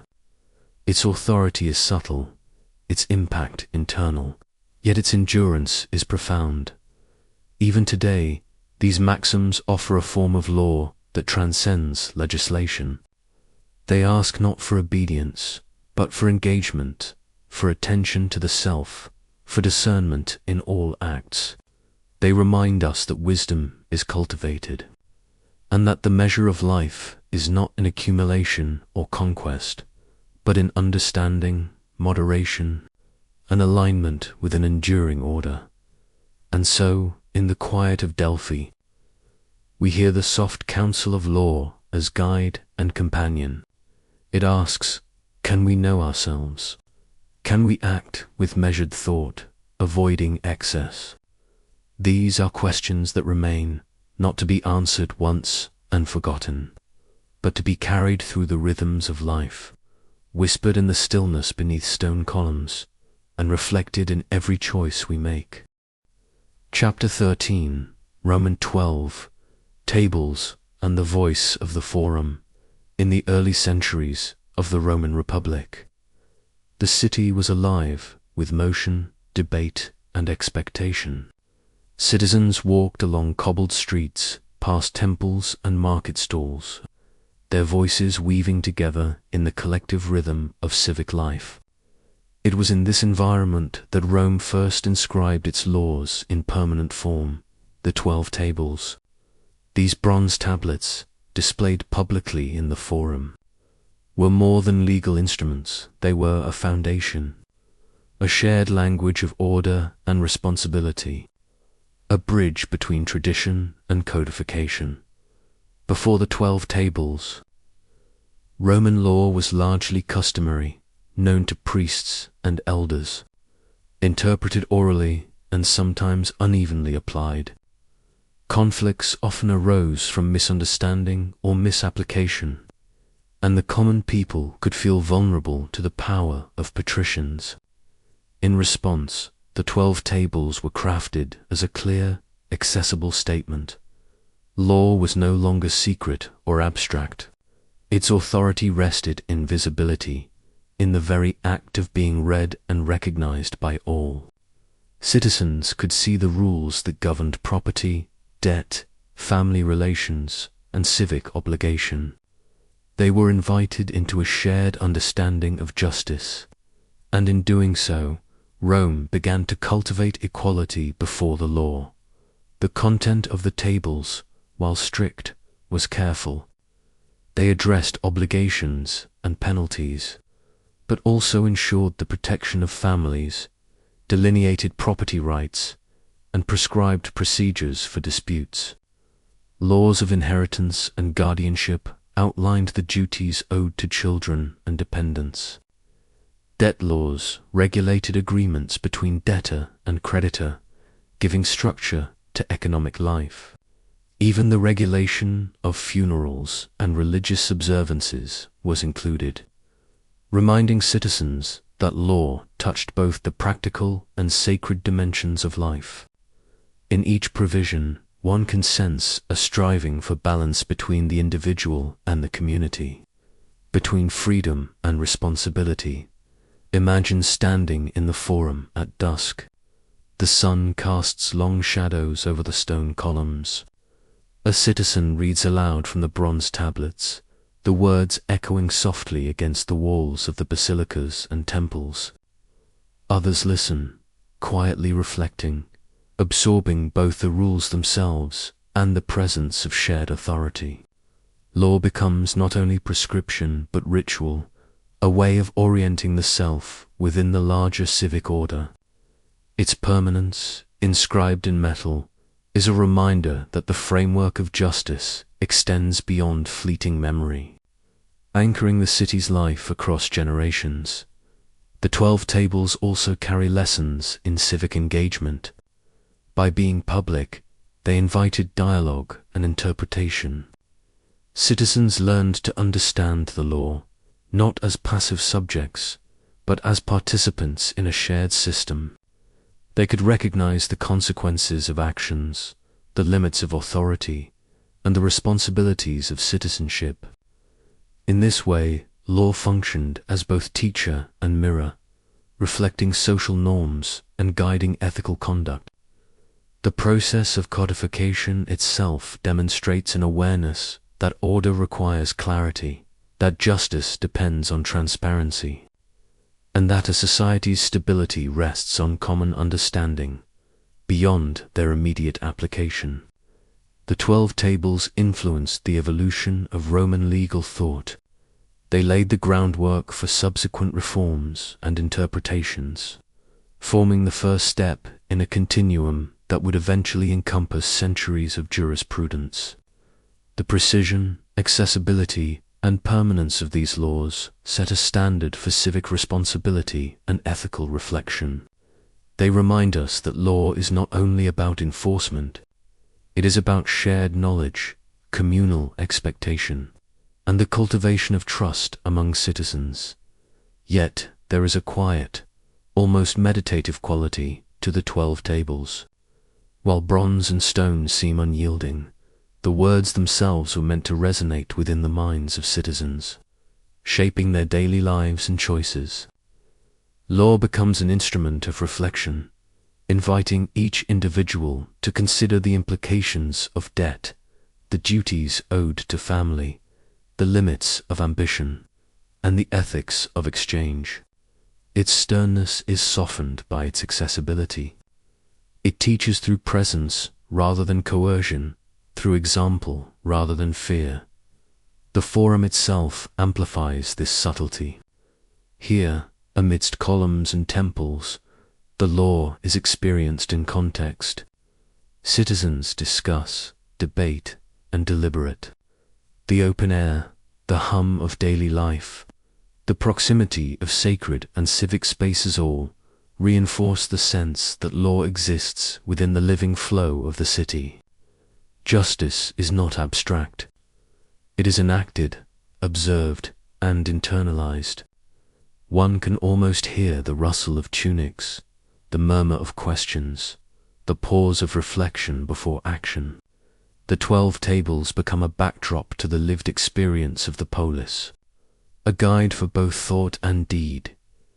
Moreover, the 12 tables connect Rome to a broader human impulse, the desire to preserve fairness, clarity, and memory. By inscribing law, the Romans acknowledged the impermanence of oral tradition and the need for enduring structures. They recognized that society depends on both agreement and comprehension, that fairness requires shared recognition, and that stability grows from collective attention. In this quiet, deliberate act of inscription, the city committed itself to principles larger than any single individual, creating a framework in which citizens could orient themselves ethically, socially, and spiritually. The legacy of the 12 tables extends beyond their immediate provisions. They remind us that law is more than rules. It is a covenant between the community and itself. It asks each citizen to participate thoughtfully, to recognize responsibility, and to find balance between personal interest and collective well-being. In reading these ancient inscriptions, one can feel the weight of centuries, the continuity of civic life, and the gentle echo of those who once stood in the forum, absorbing and reflecting on the same words under the same sky. In this reflective hush, we understand that law's power is subtle. It shapes behavior and expectation, offers protection, and cultivates wisdom. It is present in bronze and stone, yet its true home is in the minds and hearts of those who live by it. Standing in the forum of imagination, we may ask ourselves, how do we, too, honor the quiet authority of shared rules, the balance of responsibility and freedom, the harmony of personal conduct with communal life? The 12 tables whisper across time, teaching that clarity, transparency, and engagement are the roots of enduring justice. They invite us to walk slowly through the space of the forum, to consider our choices, and to hear, in the stillness, the voice of law as both guide and companion, shaping life gently, persistently, and with profound care. Chapter 14. Stoic Law, the logos of the cosmos in the quiet chambers of ancient thought. Beyond the bustle of Roman forums and the weight of bronze tablets, philosophers contemplated a different kind of law, law not inscribed upon stone, not enforced by magistrates, but felt within the rhythm of the cosmos itself. The Stoics spoke of the logos, a principle of reason that permeates the universe, a subtle current connecting the movement of stars with the choices of human hearts. To live in accordance with the logos was to live in harmony with both nature and self, to recognize that freedom and order are not imposed from without, but cultivated from within. The Stoic understanding of law is vast yet intimate. It asks the listener to observe the patterns of life and to align conduct with them. Justice, courage, temperance, and wisdom are not abstract ideals, but reflections of the natural order. A person who acts in accord with the logos participates in the ongoing balance of existence.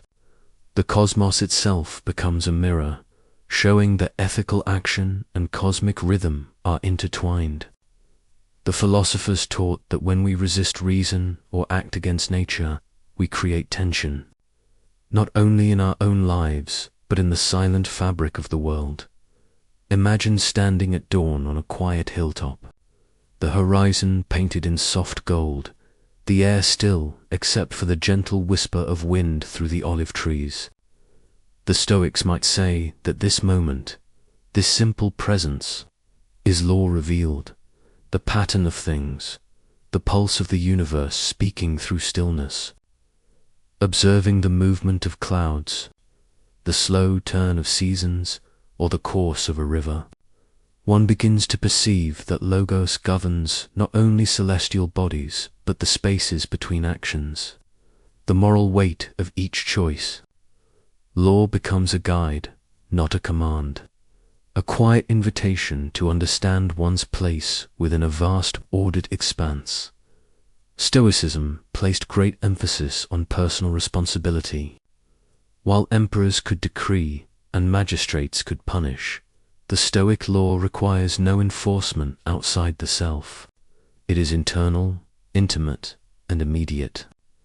The call is to discern what is within one's control and to accept what is not, to meet challenges with reason rather than with impulse, to cultivate an inner freedom grounded in understanding.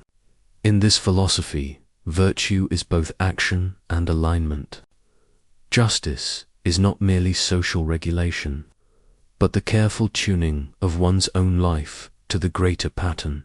The Stoics often illustrated their principles through nature. They observed that the seasons follow predictable cycles, that storms obey invisible currents, and that the stars trace paths beyond mortal interference. So too, they argued, human life is subject to patterns that can be discerned through reason. The ethical and the cosmic are inseparable.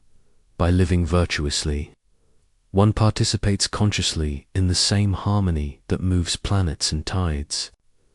The practice of Stoic law is thus contemplative as well as practical. It trains attention, steadies emotion, and cultivates clarity of thought. Freedom, in this view, is not license. It is the capacity to respond to circumstances with understanding rather than with blind reaction. To act in accordance with logos is to exercise choice in alignment with the greater order, to see oneself as part of a whole, to honor the web of life in which each thread, however small, contributes to the pattern. In doing so, one discovers a calm, resilient center, an inner law that does not change with fortune, that remains steady beneath the turbulence of empires, wars, and fleeting human concerns. The Stoics also addressed community and responsibility. While the Logos governs all, human societies require cooperation and justice. Acting virtuously within a city or household is an extension of universal reason. One's role in commerce, governance, or family life becomes an opportunity to embody law as reflection of cosmic order. In this sense, ethics, politics, and personal conduct are inseparable. To neglect reason in one sphere is to disturb balance in all.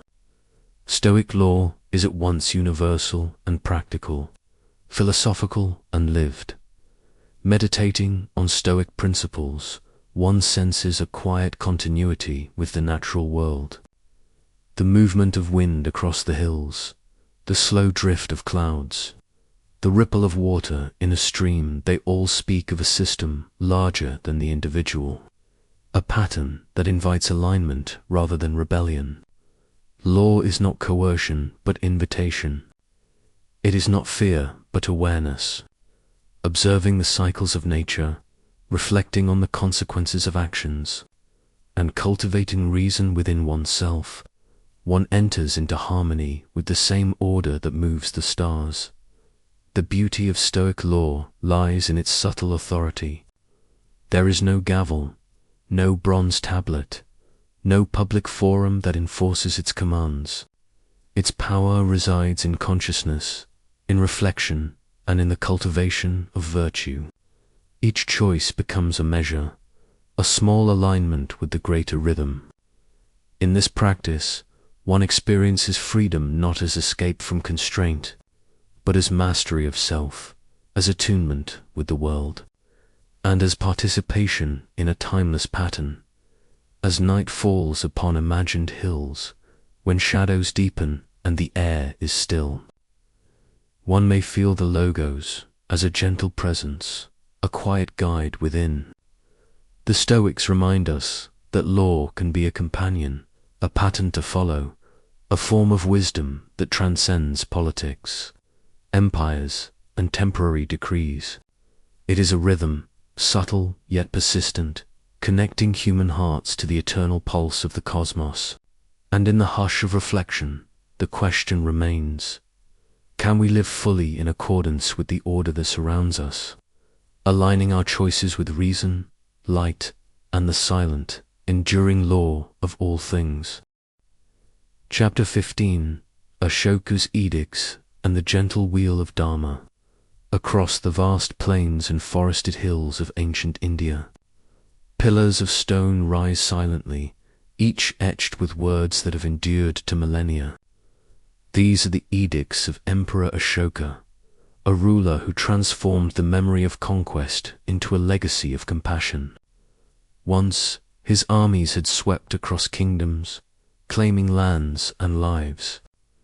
Yet after the silence that follows battle, he turned to Dharman, ancient principle of law and moral order, and made it the guiding force of his reign. In these carvings, law is not a tool of fear or punishment, but a whisper of care, a call to align human action with the quiet rhythms of life itself. Ashoka's edicts are scattered across India. From Sarnath to Kalinga, each pillar a message of reflection. He enjoined his subjects to avoid cruelty, to honor parents and elders, to respect teachers, and to cultivate truthfulness in word and deed. Animals, too, are included in his decrees, a testament to his vision that all life is interconnected, and that governance is not merely the management of humans, but the stewardship of the natural world. These words, pressed into hard stone, are gentle yet unyielding, enduring reminders that law can guide with tenderness rather than coercion. The Dharma Ashoka promoted was subtle, a law of mind and heart as much as of public order. He urged rulers to act with fairness, to offer counsel to the weak, and to embrace moral example as the highest instrument of influence. The edicts speak not of harsh penalties, but of aspiration, of the cultivation of virtue. They frame governance as an ethical enterprise, a continuous negotiation between authority and empathy, between the needs of the many and the responsibility owed to each individual being. Imagine walking among these pillars, fingers tracing the incised syllables, feeling the rough stone under your hand while the mind drifts to the lessons inscribed. The words encourage mindfulness. When anger arises, temper it with reflection. When judgment is required, balance it with fairness. When fear tempts harshness, choose mercy instead. In this way, the law itself becomes a teacher, shaping not just society but character. Ashoka's edicts also articulate a vision of communal harmony. They speak of tolerance among diverse peoples and beliefs, the recognition that a vast empire holds many cultures, languages, and ways of life. To govern wisely is to respect this variety, to foster understanding rather than impose conformity. By carving these instructions into stone, Ashoka made permanence of principle, inviting reflection across generations.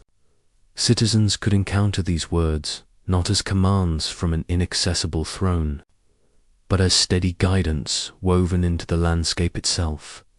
There is a rhythm in the edicts, a cadence that mirrors the natural cycles of seasons and rivers. The gentle repetition of exhortation, the careful phrasing of moral instruction, creates a soft resonance that lingers in memory. Compassion is prescribed not as abstract sentiment, but as daily practice, feeding the hungry, speaking kindly, healing the ill. In these instructions, one glimpses the universality of law when it is aligned with Dharma, the way it can shape not through fear but through quiet influence, fostering care in the heart as well as order in society. Ashoka's transformation from conqueror to moral lawgiver also reflects the enduring human capacity for change. History often records rulers for their victories and defeats, yet here is a monarch remembered most for restraint, reflection, and ethical guidance. His laws encourage the listener to consider the inner landscape of power and responsibility. Might one govern impulses as carefully as one governs territories? Might law itself become a form of gentle influence, a reflection of wisdom rather than dominance? The pillars are also a meditation on impermanence and endurance. Stone persists when empires fade, yet the words carved within invite continual renewal of the mind. Each pillar marks a site, a city, or a crossroads, allowing travelers and residents to encounter dharma in daily life. Through these encounters, ethical guidance permeates consciousness, not as a distant ideal, but as living practice. The inscriptions carry a calm authority, as if the stone itself breathes patience, reminding all who read that law need not clamor to be effective. It thrives in quiet consistency. Ashoka's focus on compassion and mindfulness resonates with the spiritual aspirations of his time, yet it extends beyond any single religious framework. Though he embraced Buddhism, the edicts address universal human values: empathy, honesty, reverence, and restraint. The Dharma is inclusive, bridging cultures and pointing toward a society where ethical conduct underpins social cohesion. Law and morality are intertwined, not in abstract philosophy alone, but in the everyday acts of caring, speaking truthfully, and observing the consequences of one's actions. As night descends over imagined landscapes of India, with the moon casting long shadows across silent fields, the edicts seem to whisper still.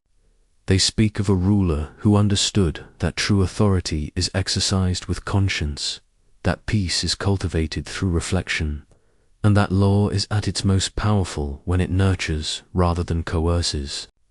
Standing in the presence of these stone messages, one feels the weight and tenderness of Dharma, the convergence of governance, moral instruction, and spiritual awareness into a guiding principle that transcends time. In contemplating Ashoka's edicts, the listener may consider their own alignment with Dharma, the balance of action and conscience, of responsibility and compassion. Law, in this vision, is not separate from life. It is embedded in every choice, every interaction, every moment where kindness is chosen over cruelty, reflection over impulse. The pillars endure not merely as historical artifacts, but as reminders that governance and ethics can walk hand in hand, that the gentle wheel of Dharma can turn quietly, shaping hearts as much as kingdoms. And so, in the hush of memory, as one drifts through these thoughts, the question lingers softly: can law, infused with care and awareness, guide humanity as steadily as the silent pillars guide the eyes and hearts of those who pause to read them? Chapter 16. The Laws of Manu and the Cosmic Duties in the Heart of Ancient India. Long before the rise of modern cities, the laws of Manu emerged as a framework for guiding human conduct. Composed in Sanskrit, these verses were not merely rules to follow, but a vision of cosmic harmony, a map of life woven into the rhythms of the universe itself. The text prescribes duties for kings, priests, merchants, and laborers, and outlines responsibilities within family and community. Each act, small or large, contributes to the stability of the world, reflecting a belief that morality and order are inseparable from the natural flow of existence. In this way, law is elevated beyond societal necessity, becomes a reflection of the cosmos, a bridge connecting daily life to the eternal.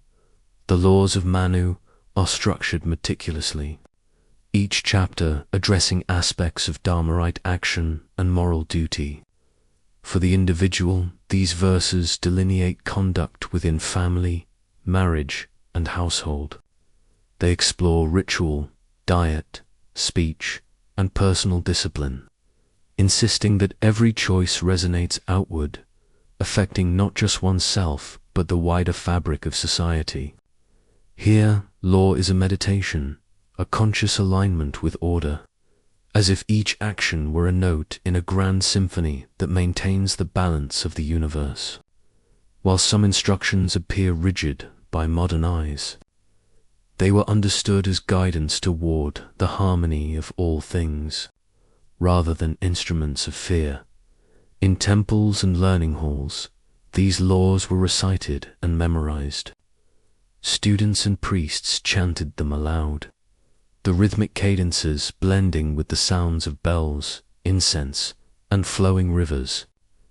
In the mind's ear, the recitation becomes a soft current, carrying reflection on duty, virtue, and the interplay of human life with the eternal. The listener may imagine the quiet rustle of palm leaves outside, the soft murmur of water as the Sanskrit verses rise and fall, reinforcing the idea that moral conduct is both personal and universal. The text also outlines the responsibilities of rulers. Kings are instructed to govern with justice, to protect their subjects, and to uphold dharma as a guiding principle. Punishments exist, yet their purpose is framed not in cruelty, but in sustaining order. Leaders are reminded that their authority is not merely political, but sacred, intertwined with the cosmic balance. In this way, the laws of Manu connect governance with spirituality, urging reflection on how human power can harmonize rather than disrupt the natural flow. Family and social duties occupy a central place. Each individual has roles and obligations according to position, age, and stage of life. Sons are to honor parents. Elders are to guide with wisdom. Households are to practice rituals that sanctify daily life. The text emphasizes the continuity of tradition and the reverence owed to ancestors. In these teachings, life itself becomes structured meditation, a mindful practice that links ordinary moments to cosmic stability. Even mundane acts, like offering food or observing ritual cleanliness, are imbued with significance, echoing the rhythm of the universe in each gesture. The laws of Manu also explore ethical conduct toward others. Truthfulness, generosity, and compassion are repeatedly emphasized. While the framework of caste may feel prescriptive, the underlying principle is one of interdependence. Each person contributes to the harmony of the whole. The text presents a vision of life as a web, where duties are threads connecting family, society, and the cosmos. Disruption in one thread affects all. Care and attention to one's own dharma sustains the greater order. In this way, law and morality merge seamlessly with philosophy, ritual, and social practice. Rituals and ceremonies are detailed with precision, from daily offerings to seasonal observances. These practices are not merely formalities, but reminders of the sacred continuity between human and divine. They mark transitions, celebrate cycles, and cultivate awareness of a larger order. By participating in these rites, individuals align their actions with the eternal flow, reinforcing the interconnectedness of life. Even as centuries pass, one can imagine the gentle echo of chants, the flicker of lamps in quiet homes, the hush of contemplation, all reinforcing the teachings of Dharma in a lived, embodied way. Reading the laws of Manu invites reflection on the balance of freedom and responsibility. While the text prescribes duties and roles, it also encourages internalization, cultivating an ethical compass. It teaches that freedom is exercised within the context of dharma choices, made with awareness of their impact on others and the world. Here, law is not a coercive force, but a guide toward mindful living, a gentle shaping of character alongside societal stability. Each verse, carefully composed, carries layers of meaning, inviting meditation on personal conduct, social harmony, and cosmic resonance as the listener drifts among the ideas embedded in these verses. It becomes clear that the laws of Manu are as much spiritual guidance as legal code. They remind us that human action is inseparable from the world it inhabits, that ethical life nurtures both society and the universe. The recitation of these laws, the rhythm of their Sanskrit, the soft repetition of daily practice, all create a gentle framework in which the human mind can find order, reflection, and calm in contemplating these teachings. One may also sense the tensions within them, between individual desire and social duty, between temporal concerns and eternal order. These tensions are not obstacles, but invitations to pause, reflect, and align one's actions with principles that transcend immediate circumstances. In this quiet space, the listener may feel the weight and serenity of Dharma, the profound sense that law, when aligned with the cosmos, sustains both the self and the greater world. And so, as the chants fade and the mind settles, one is left with a lingering insight that the rhythm of duty, the conscious choice to act in harmony with order, can guide life as gently and inevitably as the currents of a river, carrying each moment toward balance, care, and reflection. The laws of Manu endure as a meditation in motion, a gentle weaving of human life into the eternal pattern of the cosmos. Chapter 17, the Vinaya and the quiet rules of monks. In the quiet groves of ancient India, where sunlight filtered softly through leaves and rivers murmured in the distance, the early followers of the Buddha organized their lives around simplicity and mindfulness. The Vinaya, the monastic code, was born from this need for order, not to punish, but to cultivate inner calm, to guide the mind toward clarity. It detailed rules for robes, meals, speech, and daily conduct, each instruction serving as a gentle frame within which the spirit could move freely. The disciple learned that discipline was not a chain, but a lantern, illuminating the path toward liberation. The Vinaya begins with attention to the body and appearance.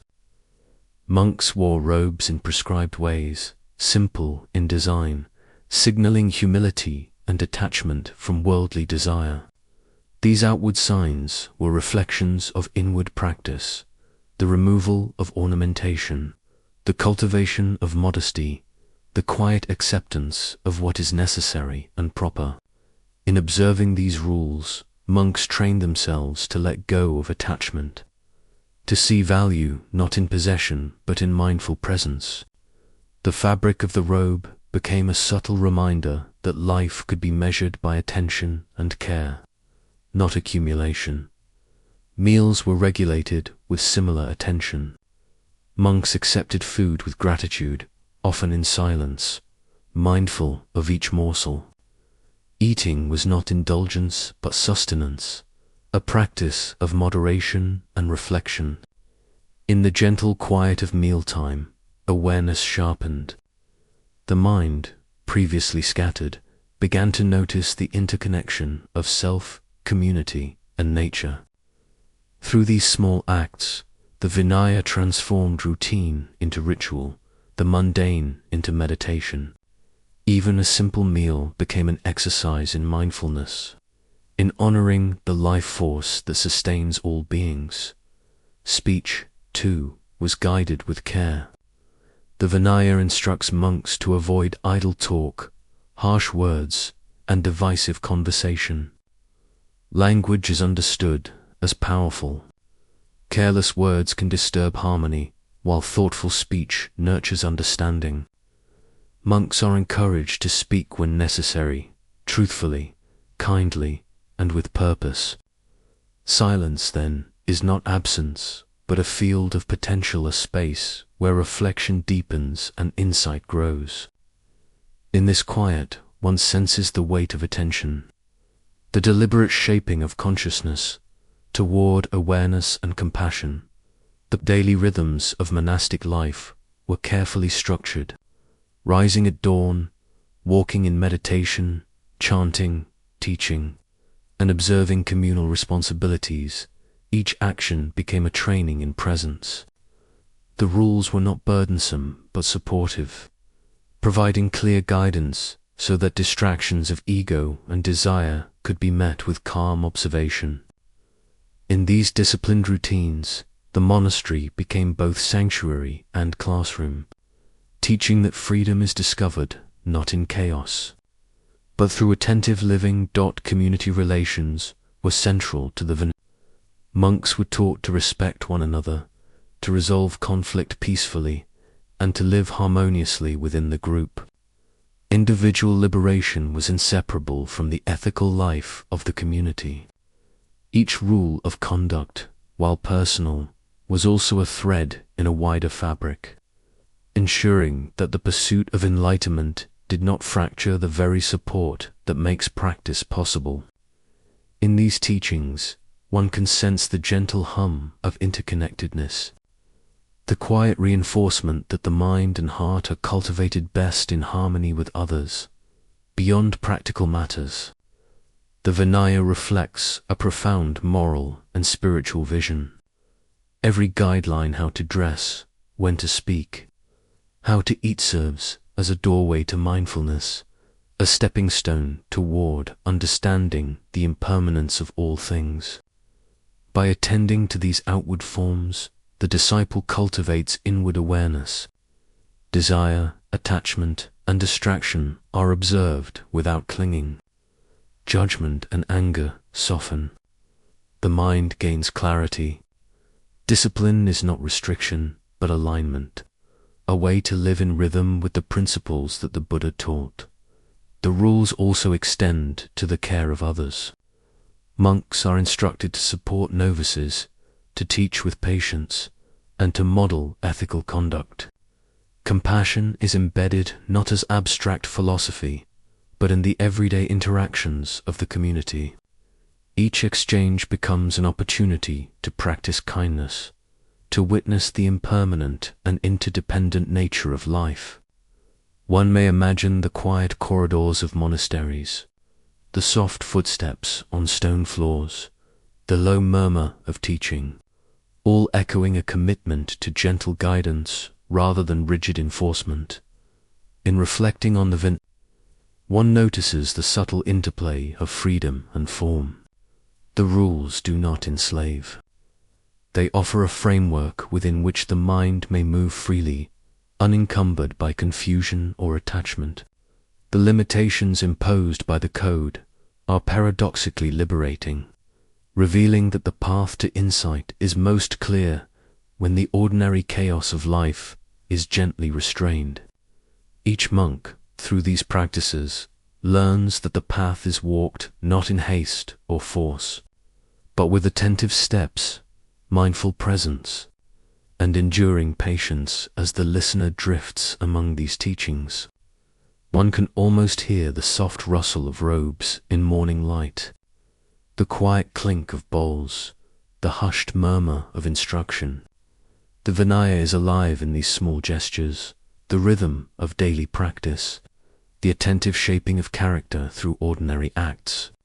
Each rule, though simple, carries weight, reminding that discipline is the art of alignment, an invitation to live deliberately, to cultivate inner peace, and to move gently toward liberation. And so, in this calm, reflective space, one is left with a quiet insight that the boundaries we accept the gentle rules we follow can illuminate the path more brightly than freedom without focus. The Vinaya endures as a testament to the subtle power of discipline, guiding the mind like a lantern and shaping life into a gentle, steady journey toward understanding, compassion, and liberation. Chapter 18: Confucian Rites. The laws of harmony in the quiet courtyards of ancient China, where morning mist drifts over tiled roofs and bamboo rustles softly in the breeze, the teachings of Confucius took root. Here law was not primarily about punishment or decree. It was about the cultivation of harmony. The concept of the rites, rituals, and forms of respectful conduct guided individuals in daily life, shaping both character and community. To bow with sincerity, to speak with care, to honor one's parents, to respect the rhythms of society. These were not mere customs, but expressions of a moral order, an invisible lattice upon which civilization rested. Confucius taught that the well-being of the state began within the household.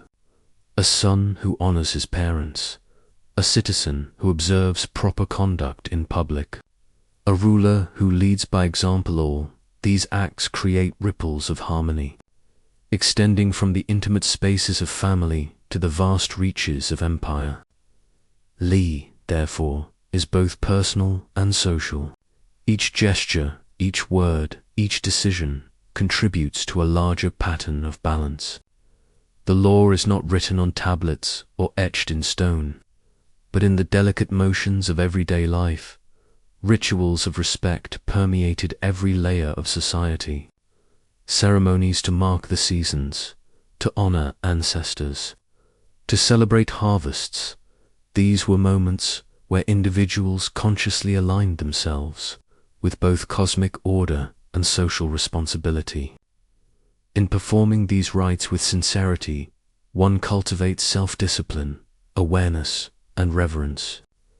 The simple act of bowing, repeated with intention, becomes a practice in mindfulness, a way of anchoring the spirit amidst the flux of worldly concerns.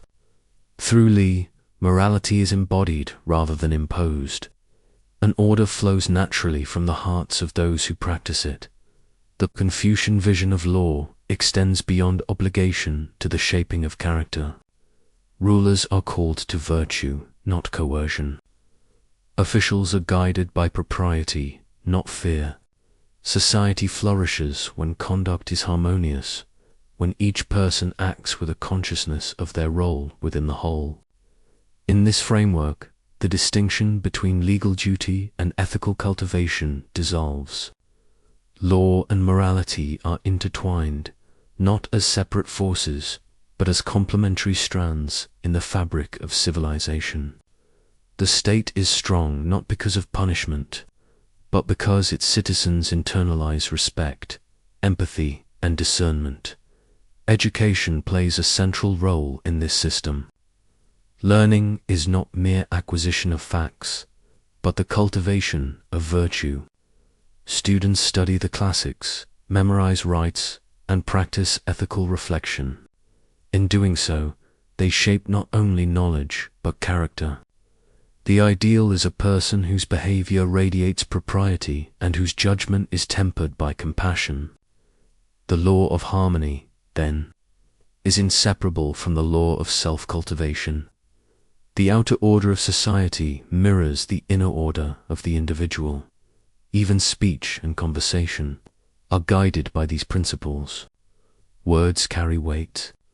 Careless speech can disrupt harmony, while thoughtful dialogue nurtures understanding.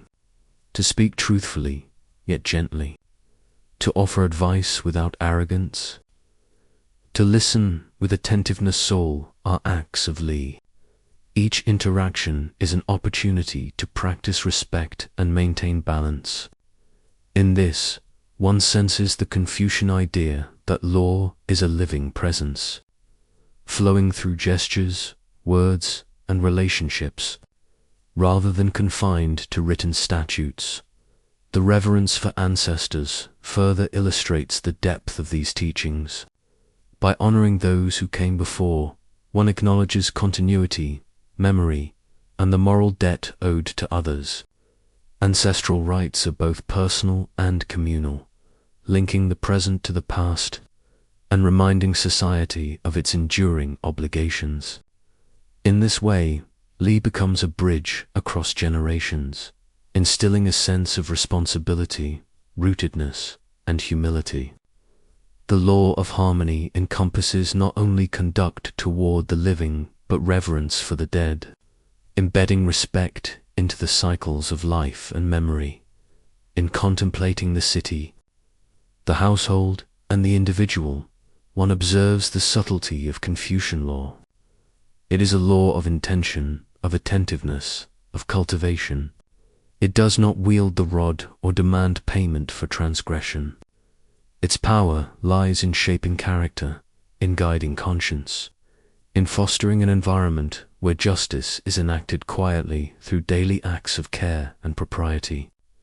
The strength of society emerges not from coercion, but from shared commitment to the patterns that sustain harmony. Imagine a bustling market, the morning sun glinting off pottery and silk. A merchant greets a neighbor with courtesy. A student bows to a teacher. An elder walks unhurriedly down the lane, observed with respect. Each gesture, seemingly small, contributes to the invisible lattice of order. Law is no longer a threat or an external imposition. It is a presence that nurtures awareness and attentiveness. Harmony becomes both lived experience and moral aspiration, woven into the texture of daily life. And yet, within this quiet structure, there is room for reflection and choice. Li is not mechanical obedience, but mindful participation. One must act with sincerity, not mere form. A bow without feeling, a word without thought, a ritual without engagement, these fall short. True harmony arises from the alignment of intention, action, and understanding. Law becomes a mirror. It reflects the state of the heart as much as the order of the state. In this way, Confucian rites cultivate wisdom alongside propriety, compassion alongside discipline. As one listens to the gentle unfolding of these principles, it becomes evident that harmony is both fragile and resilient. It is fragile in that it relies upon the attentiveness of each individual. It is resilient because when practiced sincerely, it weaves a fabric stronger than any statute. The civilization that emerges is not merely structured, but living, responsive, and deeply rooted in shared values. Each act of respect, each careful word, each mindful gesture contributes to the enduring melody of the polis.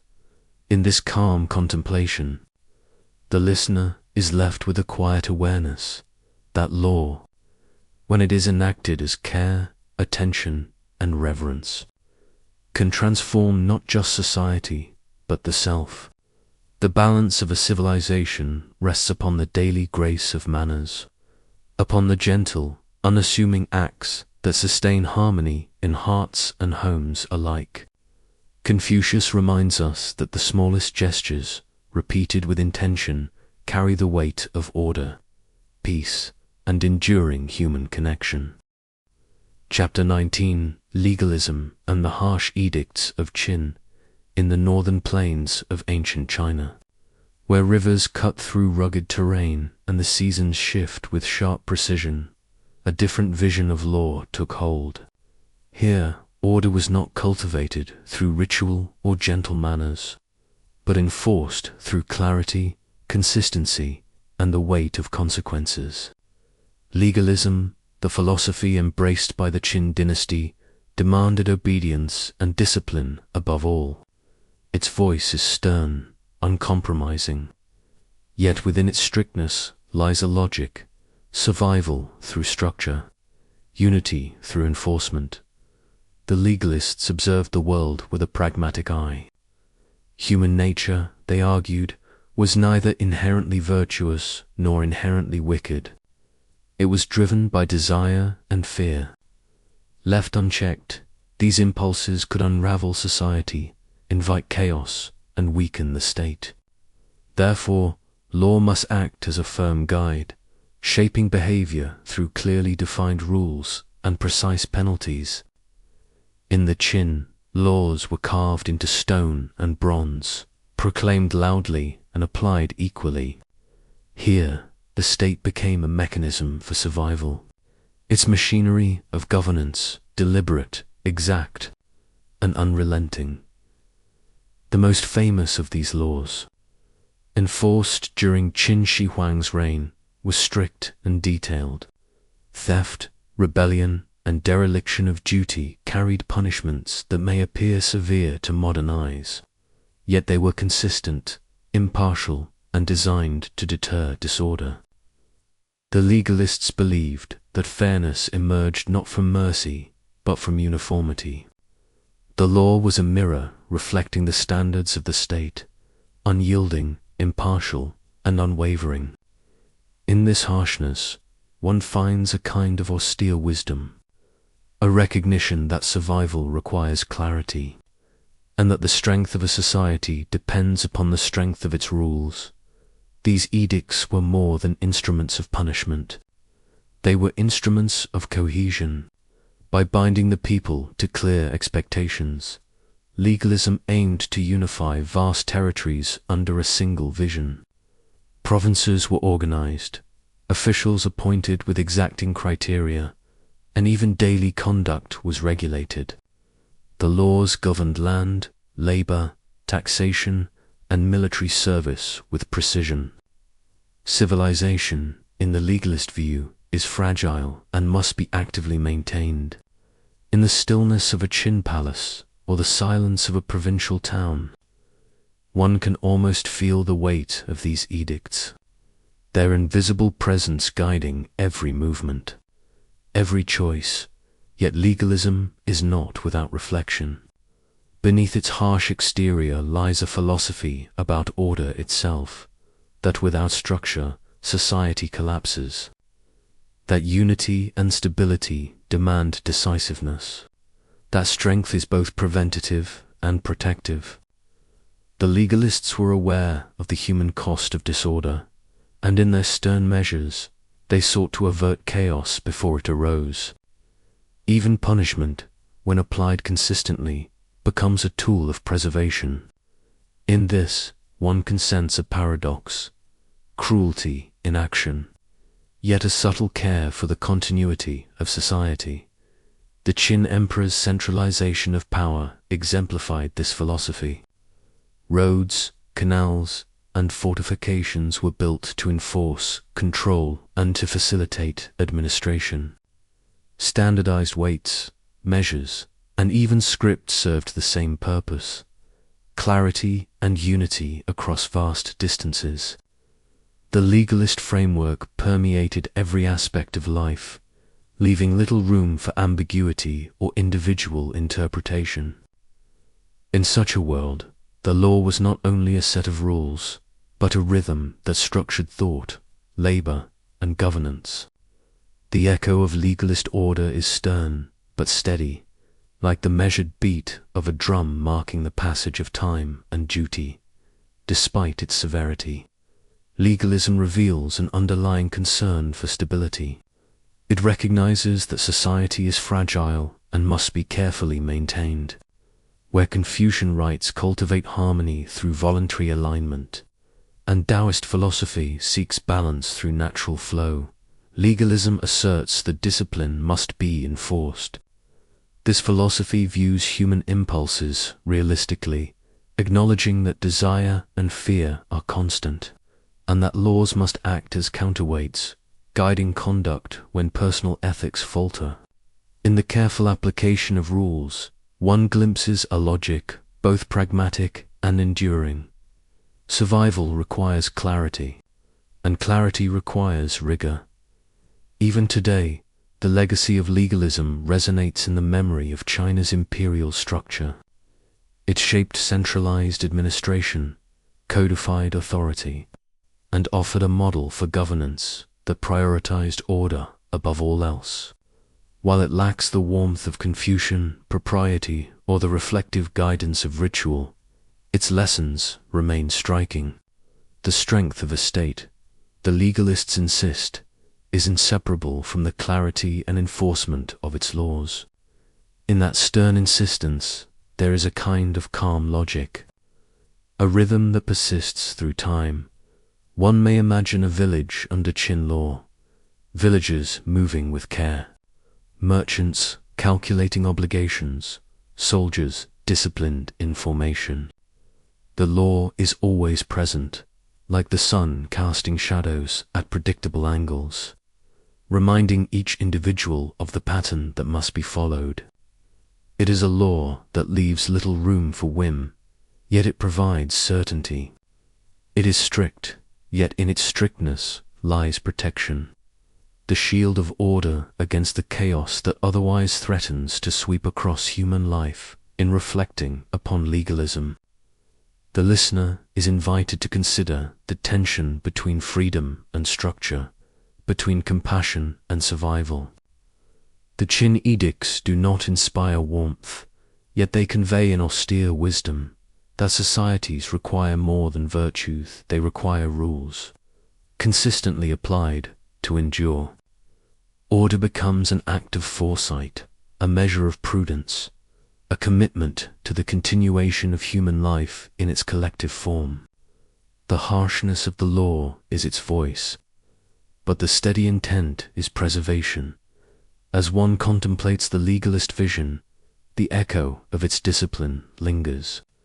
It is a philosophy that asks not for admiration, but for recognition of necessity.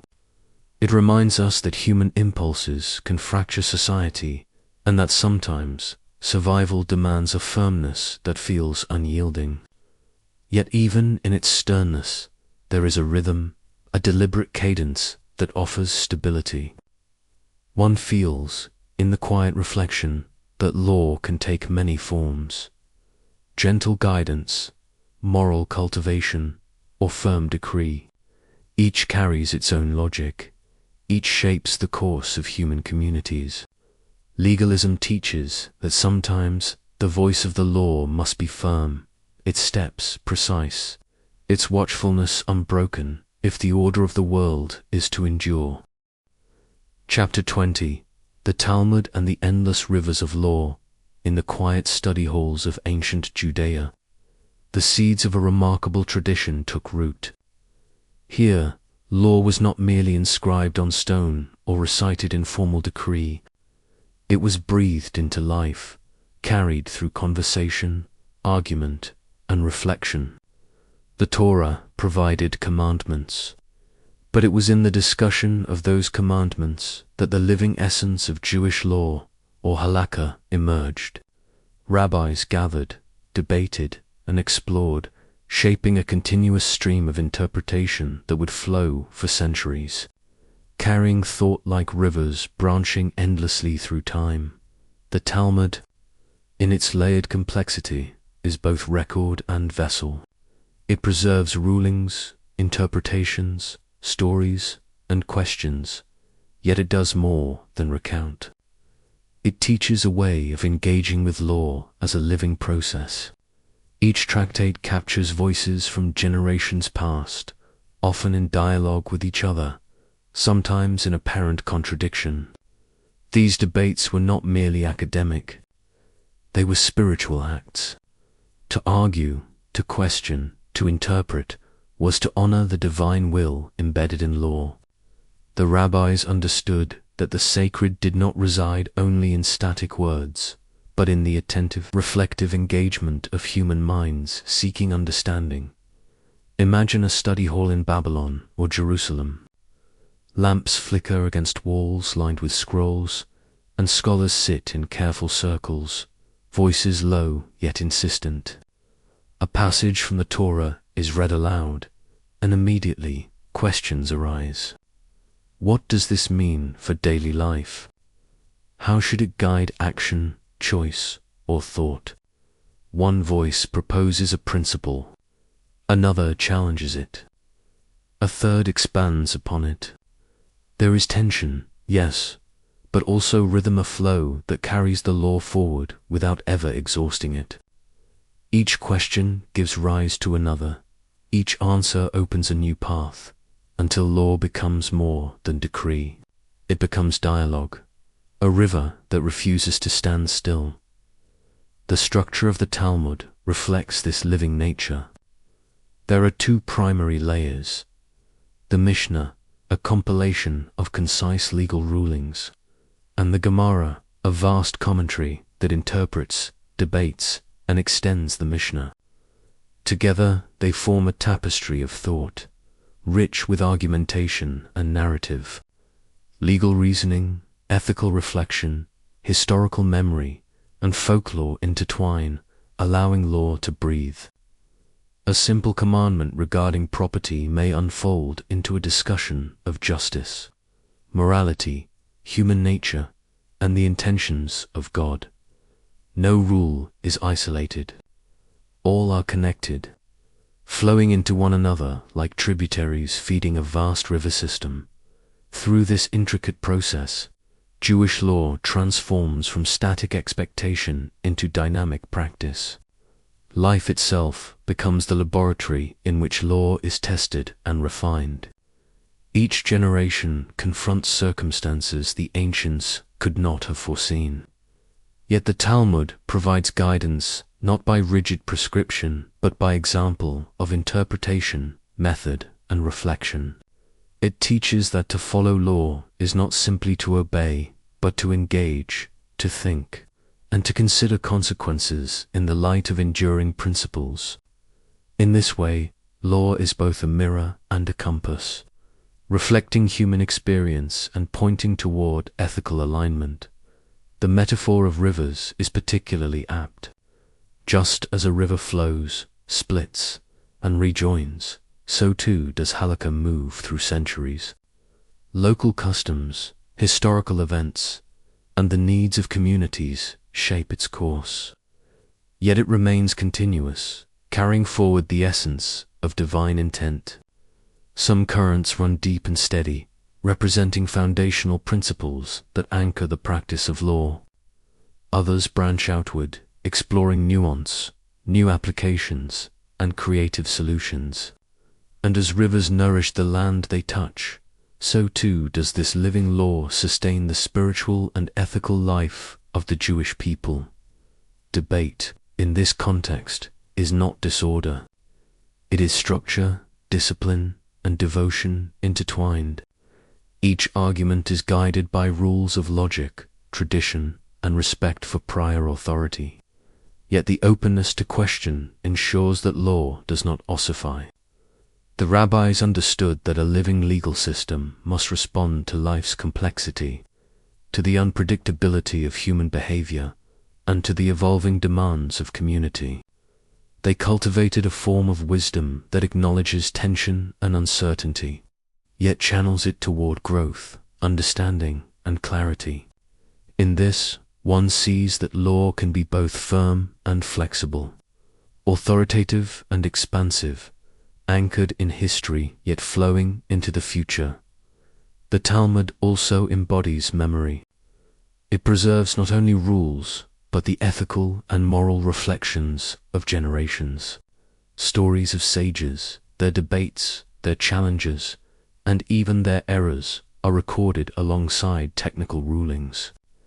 In reading these, one senses a continuous human presence, a chain of thought extending across deserts, rivers, and centuries.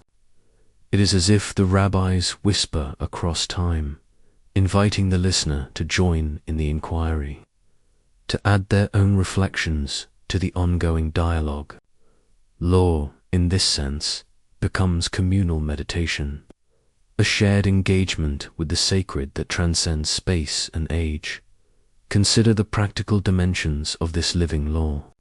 Questions of diet, commerce, family, ritual observance, and social responsibility are all examined within this dynamic framework.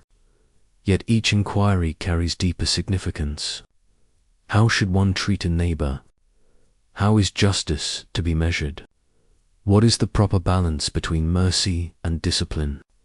These are not questions with simple answers, but the process of exploring them cultivates discernment, empathy, and ethical awareness. Life itself becomes a classroom in which law is both subject and teacher. As centuries passed, the rivers of the Talmud carried ideas across continents. Jewish communities in Europe, the Middle East, and beyond engaged with these texts, interpreting them in light of local conditions, languages, and cultures. The dialogue continued, branching yet converging, demonstrating the adaptability and resilience of living law. Each generation renewed the conversation, ensuring that halakha remained relevant, responsive, and spiritually vibrant. The past was never static. It flowed, as water does, into the present and toward the future. In reflecting on the Talmud, one comes to see law as more than rule or enforcement. It is meditation, conversation, memory, and ethical exploration. It teaches that engagement, not mere obedience, is the highest form of devotion.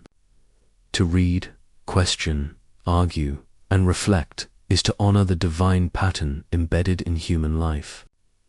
Law becomes a river not because it is forced to move, but because it carries within it the momentum of inquiry, the energy of thought, and the enduring commitment to justice, compassion, and understanding. One may imagine the listener themselves beside these rivers of thought. The waters are not silent. They murmur with the voices of sages, echoing questions and clarifications, debates and reflections. Each ripple carries centuries of insight, yet invites a personal response. How do we live justly today? How do we balance tradition with present circumstance? The Talmud does not demand an answer. It invites engagement, reflection, and participation in the endless flow in the hush of study halls. In the quiet of private contemplation, law becomes alive. The words are not merely read, they are experienced. The listener senses that commandments and prohibitions are not endpoints but starting points, points from which thought radiates outward, branching like rivers through valleys of time and human experience. Each reading, each interpretation, carries forward the flow, ensuring that law remains a living, breathing presence in the world. And so, the Talmud whispers across centuries that law is conversation, that obedience is enriched by reflection, that the divine and human meet in the ongoing act of interpretation. It is a river without end, nourishing minds and communities, shaping lives through dialogue rather than decree. To follow its currents is to enter a world where thinking, questioning, and ethical reflection are sacred acts, and where the flow of understanding never ceases. In this river, law is not static. It is alive, endless, and profoundly human. Chapter 21: Christian Canons and the Shepherd's Staff. As Christianity expanded across the Roman world, it carried with it more than belief. It carried the need for order, guidance, and care. Communities of believers spread across cities, villages, and remote settlements, each facing questions about conduct, worship, and communal life. In these early years, there were no uniform rules. Only local practices, oral instructions, and the example of leaders who sought to guide without coercion. It was within this context that the Christian canons began to take shape, a body of law, not merely for punishment, but for nurturing.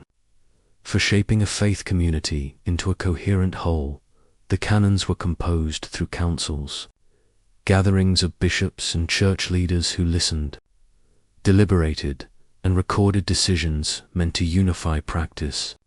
These assemblies, from Nicaea to Chalcedon and beyond, sought to clarify belief, regulate ritual, and ensure that the communities remained connected to a shared vision of holiness. Here, law was not abstract. It was pastoral. Each canon was a response to lived questions.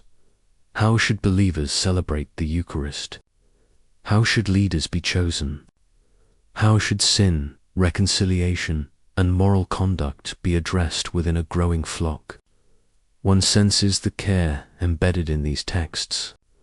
Unlike the harsh codes of some empires, Christian canons often framed rules in terms of guidance rather than coercion, emphasizing pastoral responsibility.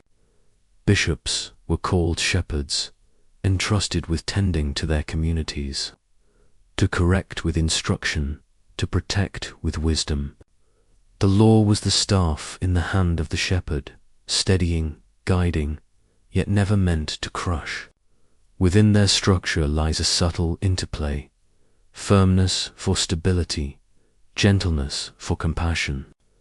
Obedience was encouraged not by fear alone, but by the example of virtue, the promise of spiritual flourishing, and the desire to maintain communal harmony.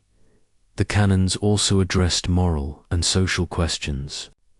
Marriage, inheritance, relations within the community, and care for the poor were all considered under their guidance. They sought to align human behavior with a vision of divine order, to translate the teachings of Christ into concrete practices that could be shared across diverse cultures and geographies. In doing so, they formed a bridge between spirit and institution. The law was not an end in itself, but a framework supporting ethical life and communal cohesion. Worship, conduct, and justice were interwoven, reflecting the holistic nature of the Christian vision.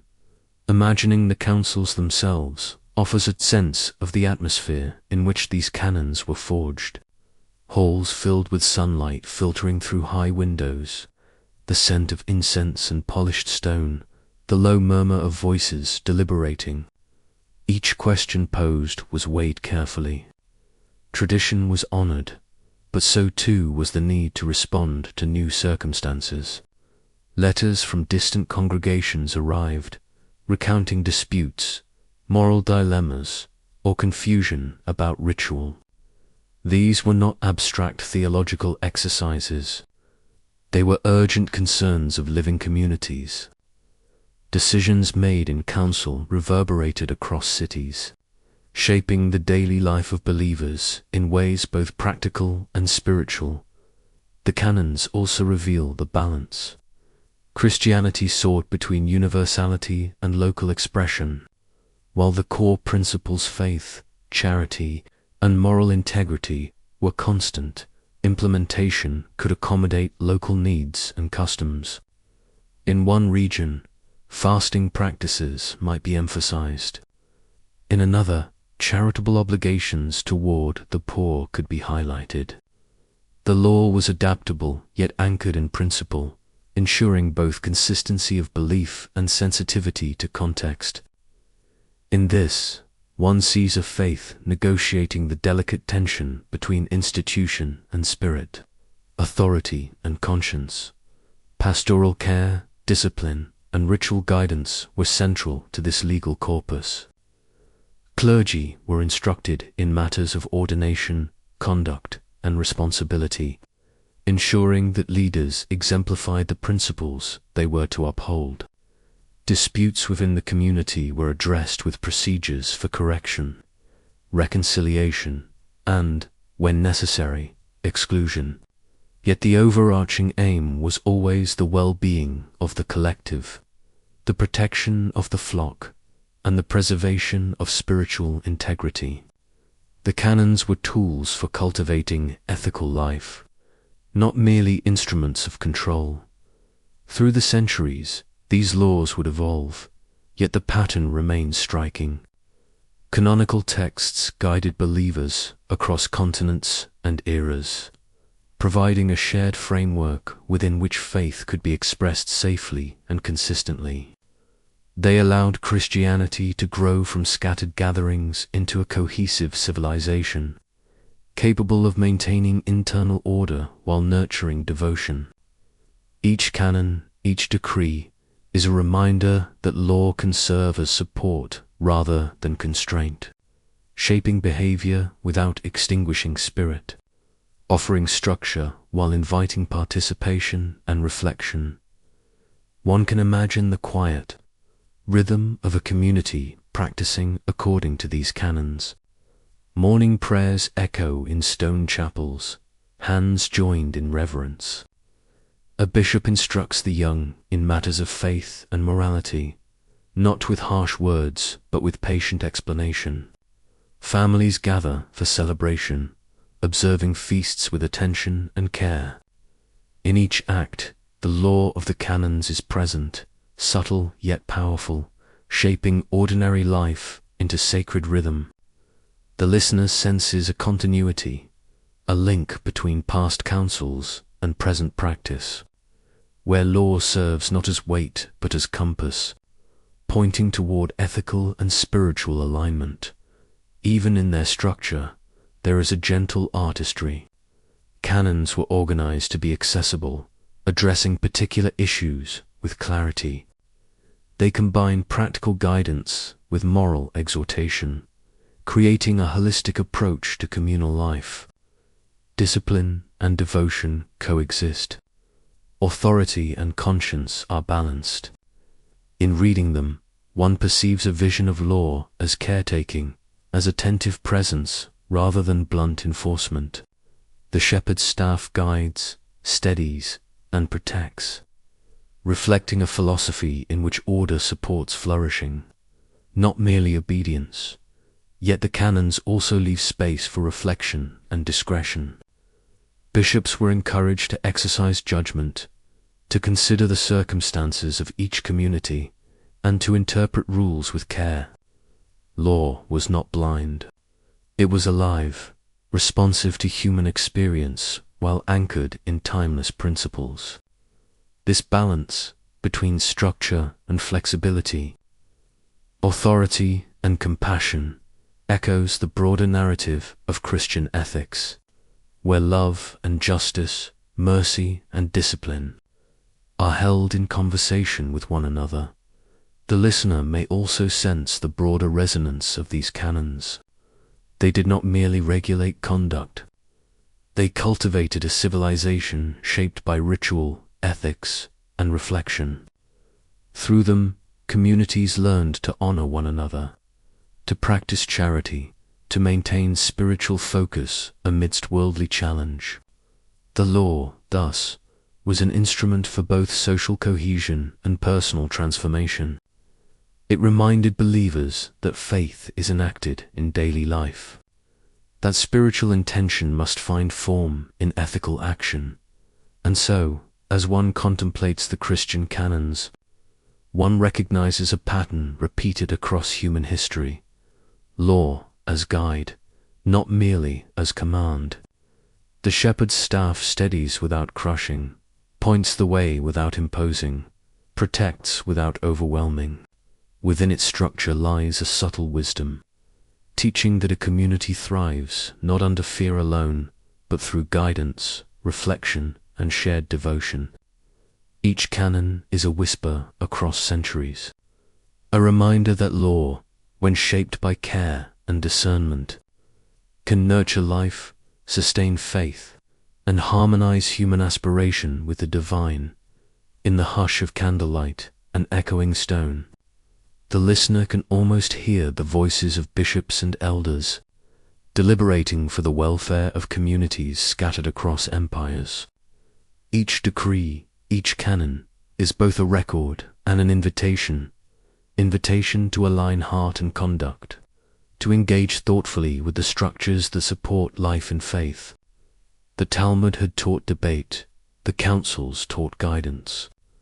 Together, these texts embody a vision of law as living, responsive, and profoundly human. And in this vision, one may wonder quietly, how does guidance shape not only obedience, but the very character of those it seeks to shepherd? Chapter 22: Islamic Sharia and the Pathway to God.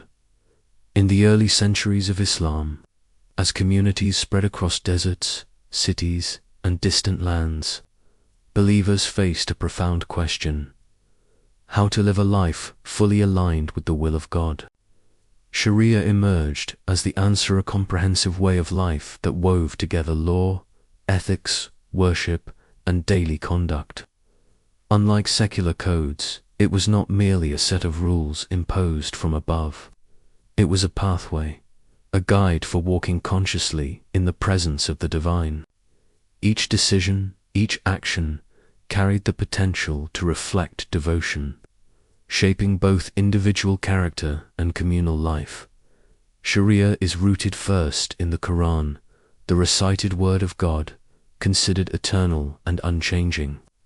These verses, revealed to the Prophet Muhammad, speak to every dimension of existence: justice, family, trade, ritual, and moral conduct. Alongside them, the Haditha recorded sayings and practices of the Prophet provides context, elaboration, and guidance for situations that the Quran addresses more broadly. Together, these sources form a tapestry, divine instruction intertwined with lived example. From this tapestry, jurists and scholars derived rulings that translated spiritual principle into practical guidance, ensuring that the sacred could animate daily life. At its heart, Sharia is deeply personal. Prayer, fasting, honesty in trade, charity toward the poor are acts of law, but also of devotion.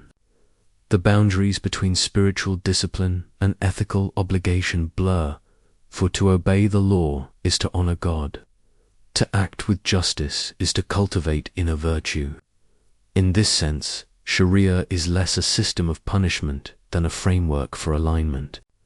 Walking its path is to tune one's life to a higher rhythm, to integrate faith and action, intention and deed. In a continuous stream of moral consciousness, communities across early Islamic lands relied upon Sharia to navigate both ordinary and extraordinary circumstances. Trade agreements, family matters, inheritance, and dispute resolution were all addressed, creating a shared moral and legal framework capable of sustaining diverse populations. Yet, Sharia was not static. Scholars of jurisprudence, known as philosophies, interpreted the sources with careful attention to context, principle, and the broader ethical vision of Islam. Through reasoned debate and commentary, law remained connected to both divine intent and human experience. A living guide, responsive to changing circumstances without losing its sacred orientation. 2. Imagine the enactment of Sharia is to picture a community where the sacred and the everyday coexist seamlessly. In a marketplace, a merchant weighs fairness in trade, aware that honesty is both legal duty and spiritual act. In the home, parents nurture children with care, mindful that moral instruction is a fulfillment of divine law. In the mosque, prayers punctuate the day, reminding the faithful that all life is oriented toward God. Each moment, each choice, becomes a step along the path of Sharia, a reflection of the intimate relationship between law, ethics, and worship. Sharia is also expressed in ritual practice. The 5 pillars of Islam, prayer, fasting, charity, pilgrimage, and declaration of faith are enshrined in law but lived as devotion. They create rhythm in daily life, marking time and intention, structuring the believer's relationship with both God and community. Beyond ritual, Sharia guides conduct toward others, justice in judgment, mercy toward the vulnerable, and equity in society. In this law is never divorced from compassion.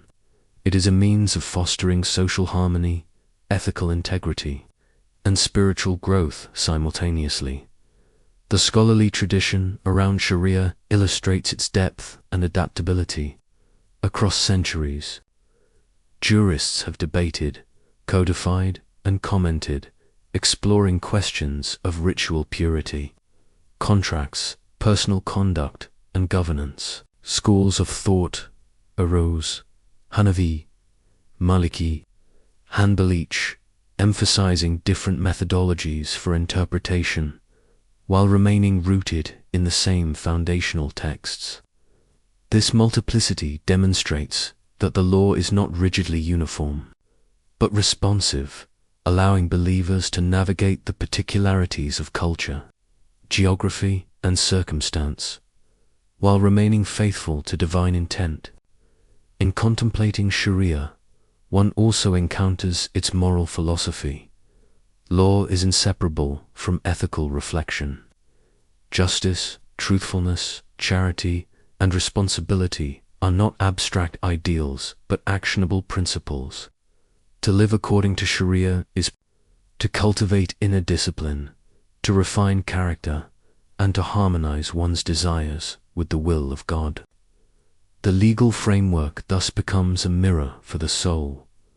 Compliance is not mere obligation, but a practice of mindfulness, integrity, and spiritual alignment. The pathway of Sharia also extends beyond the individual. Communities are shaped by the shared commitment to ethical conduct and spiritual discipline. Disputes are mediated with principles of fairness. Resources are distributed with concern for the needy.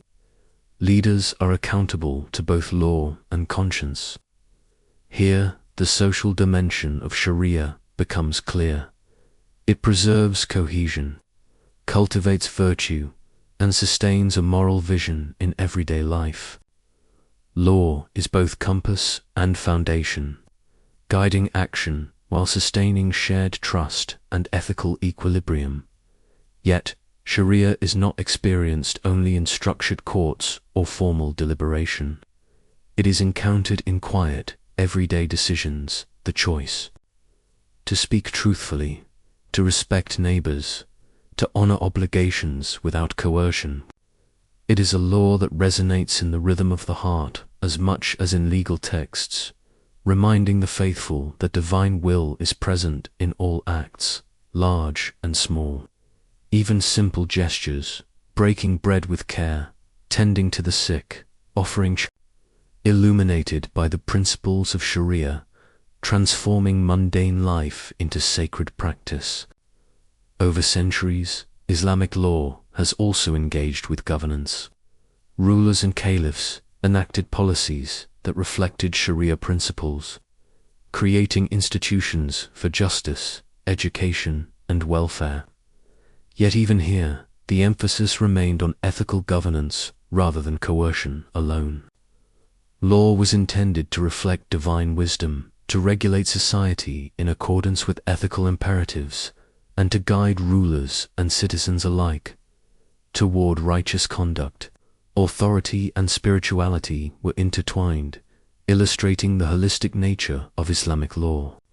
As one reflects upon Sharia, one senses the unity of law, ethics, and devotion. Unlike codes that separate morality from regulation, Sharia integrates guidance across all dimensions of life. The believer is reminded continuously that each action is meaningful, each choice carries weight, and each day offers opportunity to align with the divine. Law is therefore not a burden, but a path, a disciplined journey toward God that encompasses thought, action, and intention. In the stillness of a desert night or the quiet bustle of a city street, one can almost imagine the rhythm of this path. Prayer punctuates the day, commerce is conducted with fairness, kindness is extended to those in need, and each act is mindful. The listener senses that Sharia, while legal in articulation, is ultimately a spiritual compass guiding the faithful toward an integrated life where morality, devotion, and community are inseparable. Law and faith coexist, flowing like a river through the fabric of daily existence. And so, as one contemplates the Islamic path of Sharia, one recognizes a vision of law that is alive, compassionate, and profoundly human. It is a framework for walking in alignment with the divine, where each step, each choice, contributes to personal growth, communal harmony, and spiritual consciousness. In the quiet reflection of daily practice, one is left with a question that lingers softly. How does a life guided by law become itself an expression of devotion, a continuous pathway to God? Chapter 23: Medieval Charters and the Quiet Rise of Rites. In the shadowed halls of medieval castles and the sunlit chambers of cathedral towns, law began to take a new form. It was no longer only the edict of kings or the weight of feudal authority. Across Europe, from the Norman courts of England to the trading cities of the continent, charters and written agreements began to emerge, carefully carved into parchment, witnessed by seal and signature, carrying the faint but undeniable scent of change. These were not revolutions announced with trumpet or sword. They were whispers of protection, small yet profound, marking the slow rise of rights within a world ruled by hierarchy and power. The Magna Carta of 1215 is the most familiar of these charters, yet it was part of a larger pattern, placed under pressure by discontented barons and the restless townsfolk. King John of England agreed to limit certain royal powers. Among its articles lay the right to a fair trial, restrictions on arbitrary taxation, and protections for property. These clauses were not radical by modern standards, but they introduced a new idea. Even a king's authority could be bound by law. The parchment itself became a symbol, a tangible assurance that some principles might survive beyond the whims of any single ruler. Yet Magna Carta was not alone. Across Europe, towns and cities negotiated charters granting freedoms to merchants, artisans, and citizens. These documents regulated markets, protected property, and allowed representation in civic affairs. In Italy, city-states like Florence and Venice issued statutes that defined commerce, governance, and the responsibilities of citizens. In Flanders, guilds gained recognition, shaping trade and ensuring fairness. Even small villages sought written agreements to protect common lands and resolve disputes. Through these scattered initiatives, the notion of law as a shield, rather than merely a tool of domination, began to spread. What makes these charters remarkable is the subtlety of their effect. They were not democratic revolutions in the modern sense, yet they planted seeds. They acknowledged that authority could be questioned, that rights could exist outside of immediate obedience. In the quiet reading of a charter, in the meticulous copying of its lines onto parchment, one can imagine the awareness growing among those who held and witnessed it, that even in a world of lords and serfs, there was space for order, fairness, and voice. Law was becoming dialogue rather than decree. These medieval documents were also deeply practical. They codified duties, responsibilities, and procedures in ways that ordinary people could observe and reference. Disputes over land, inheritance, and trade could now be addressed according to written statutes. A tenant might know the limits of his obligations. A merchant could expect consistency in market practice. A noble could be reminded of obligations to those under his protection. In this precision, the law began to acquire a new rhythm, a rhythm of predictability, of reliability, of trust that extended beyond immediate personal authority. Yet even as these rights emerged, they remained fragile, contingent upon context and negotiation. Kings could, and often did, attempt to ignore or reinterpret the charters. Cities could see their privileges revoked or altered. The law was not absolute, but it had begun a dialogue with power, insisting that rulers could be held accountable, even if imperfectly. This dynamic interplay between authority and constraint forms the quiet drama of the medieval legal landscape, a slow, almost imperceptible push toward principles that would later blossom into modern concepts of liberty. Walking through the imagined corridors of a medieval castle, one might sense this tension in the air. The tapestries, the stone floors, the wooden tables of council chambers, they witnessed oaths, debates, and the careful signing of documents. Here, the law was a living negotiation, performed in ritual and ceremony, yet grounded in written words. The charters were more than ink on parchment. They were commitments, promises whispered into the framework of society. They were the foundation stones of accountability, the first soft echoes of rights for those who had little voice in the daily exercise of power. Interestingly, the charters also showed the emergence of collective awareness. Rights were rarely framed in the abstract. They were often the outcome of a group asserting mutual protection. Barons, townsfolk, merchants, and guild members found leverage not only in individual strength, but in communal recognition. In this way, medieval law began to tie together the fates of rulers and subjects, creating an early sense of legal reciprocity. Authority was still hierarchical, yet it was being tempered, slowly, by the expectation of fairness and the acknowledgement of obligation, alongside political charters.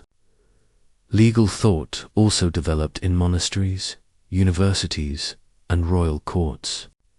Scholars and clerics studied Roman law, canon law, and local customs, translating centuries of accumulated wisdom into guidance for rulers and citizens alike. The interplay between inherited legal principles and contemporary negotiation produced a rich tapestry of jurisprudence, where precedent, reason, and moral principle interwove. One could walk through a scriptorium and witness students copying texts, monks annotating decisions, judges consulting manuscripts, participating in the quiet construction of legal memory. These efforts transformed law from purely oral or personal authority into a tradition that could endure across generations. The imagery of parchment, ink, and seals carries its own subtle poetry. In the dim light of a candle, a scribe's hand moves with care. The wax seals imprint symbols of legitimacy. Outside, the castle or city remains alive with the rhythms of labor and market, war and negotiation. Law connects these worlds: the private study, the public square, the halls of power, linking human aspiration with practical structure. The very materiality of these documents reinforces their power. They are tangible reminders that some rules can endure beyond human frailty, that they can form a bridge between the transient and the lasting. And so, medieval charters, despite their limits, reflect a civilization beginning to imagine rights as something more than privilege or whim.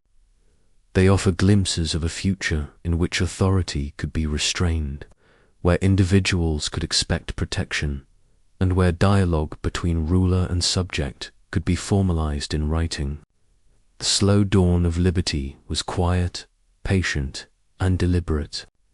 It relied on negotiation, ceremony, and observational communities asserting their place within a larger order, and on rulers consenting, however reluctantly, to constraints as one contemplates the parchment rolls and echoes through castle halls. It becomes clear that these charters were about more than law. They were about trust, anticipation, and the human capacity to envision a fairer structure. They remind us that liberty, even in its earliest forms, begins with the recognition that power is not absolute, that fairness can be articulated, and that words, when carefully chosen and witnessed, can carry profound weight. It is a lesson in patience, in subtlety, and in the enduring potential of collective conscience in the end. The medieval charters and city agreements whisper to us across the centuries that law can be tender as well as firm, that it can shape the quiet rhythm of daily life, and that the slow emergence of rites is often measured not in the clash of armies, but in the steady, careful craft of ink, parchment, and reasoned promise. Within these documents lies a lesson for all time. The pursuit of justice is a long and patient journey, and even the smallest assertion of protection or fairness can ripple outward, shaping society in ways unseen. And as one closes the imagined pages, one is left with a gentle question: how do the quiet laws of our own lives guide the world around us? And which parchments of conscience endure beyond the immediacy of power? Chapter 24. Natural Law and the Eternal Order. Long before constitutions and codified statutes, thinkers turned their gaze upward and inward, seeking a law written not on parchment, but in the very fabric of the world. Medieval and early modern philosophers spoke of natural law principle that transcended kings, empires, and human decree. It was a quiet, enduring rhythm, present in the rising of the sun, the turning of the seasons, and the ordered paths of human interaction. To live according to it was to align oneself with something far larger than politics or ceremony, a moral compass woven into creation itself. The idea of natural law drew upon centuries of reflection, from Aristotle's contemplation of virtue to the Stoics' meditation on reason and the cosmos. By the Middle Ages, scholastic thinkers like Thomas Aquinas had framed these ancient insights within Christian theology. Aquinas argued that law is not only a human construct, but a reflection of divine reason. To follow it was not simply to obey rules, but to harmonize one's actions with the order God had imprinted upon the universe. Justice, goodness, and right action were not optional, they were part of the fabric of being. Accessible through both reason and conscience, natural law presented a radical shift in perspective.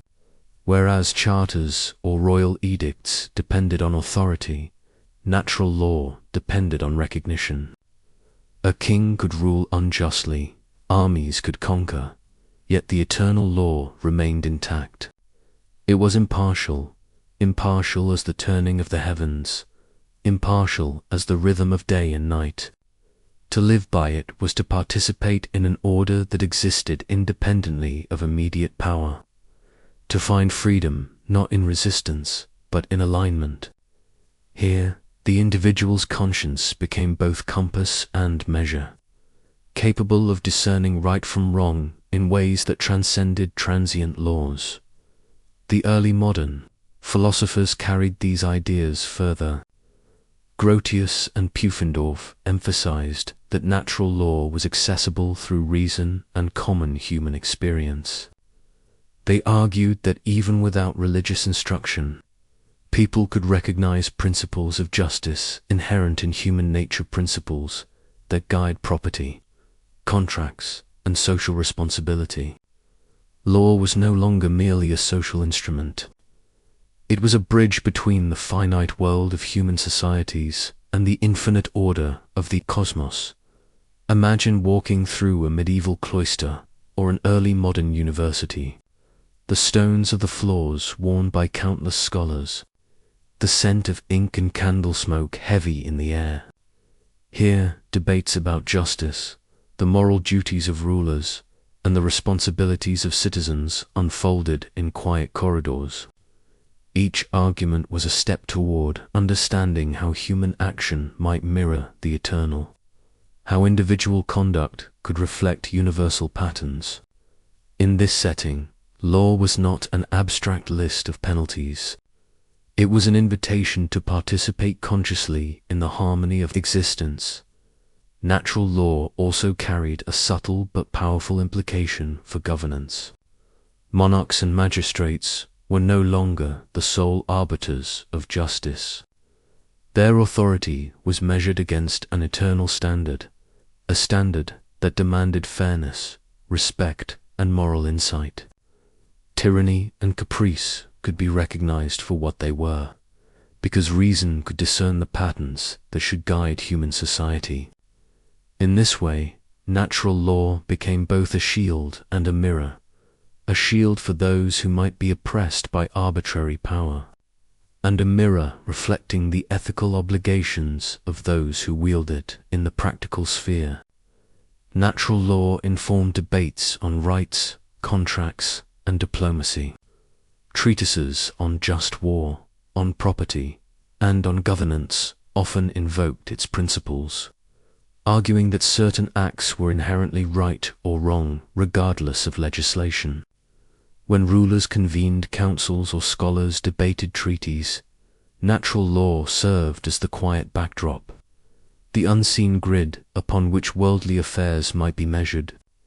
It suggested that human law could be evaluated not only for consistency, but for its consonance with the eternal order.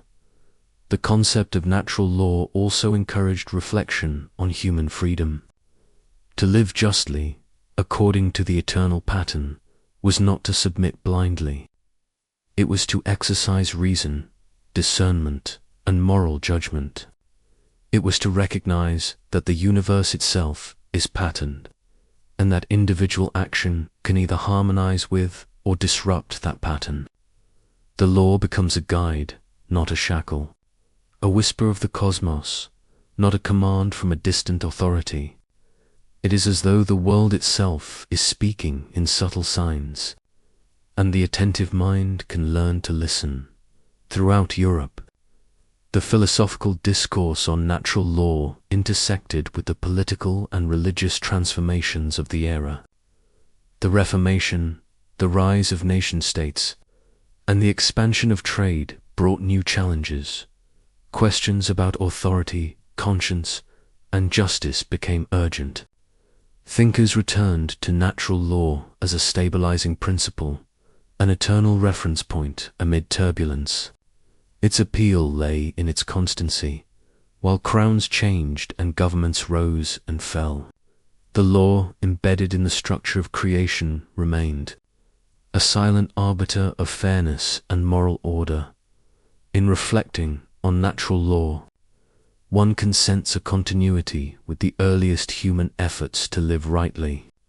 From the Roman Stoics to medieval scholars, from Renaissance jurists to early modern philosophers, the pursuit is consistent: to discern the rules that govern human life beyond the transient, to find a measure of justice that does not bend with expedience.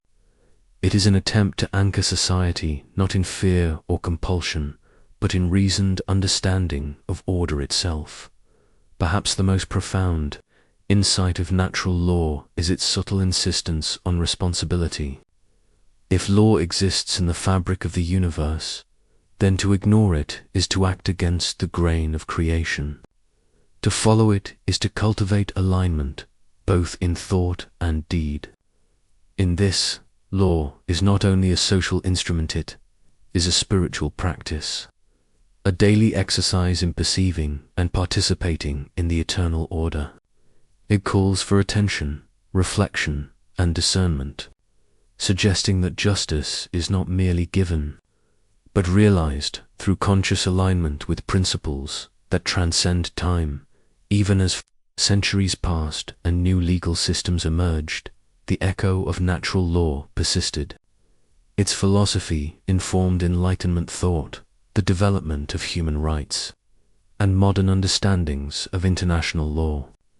The notion that justice exists independently of rulers, that moral order can guide human action, continues to resonate.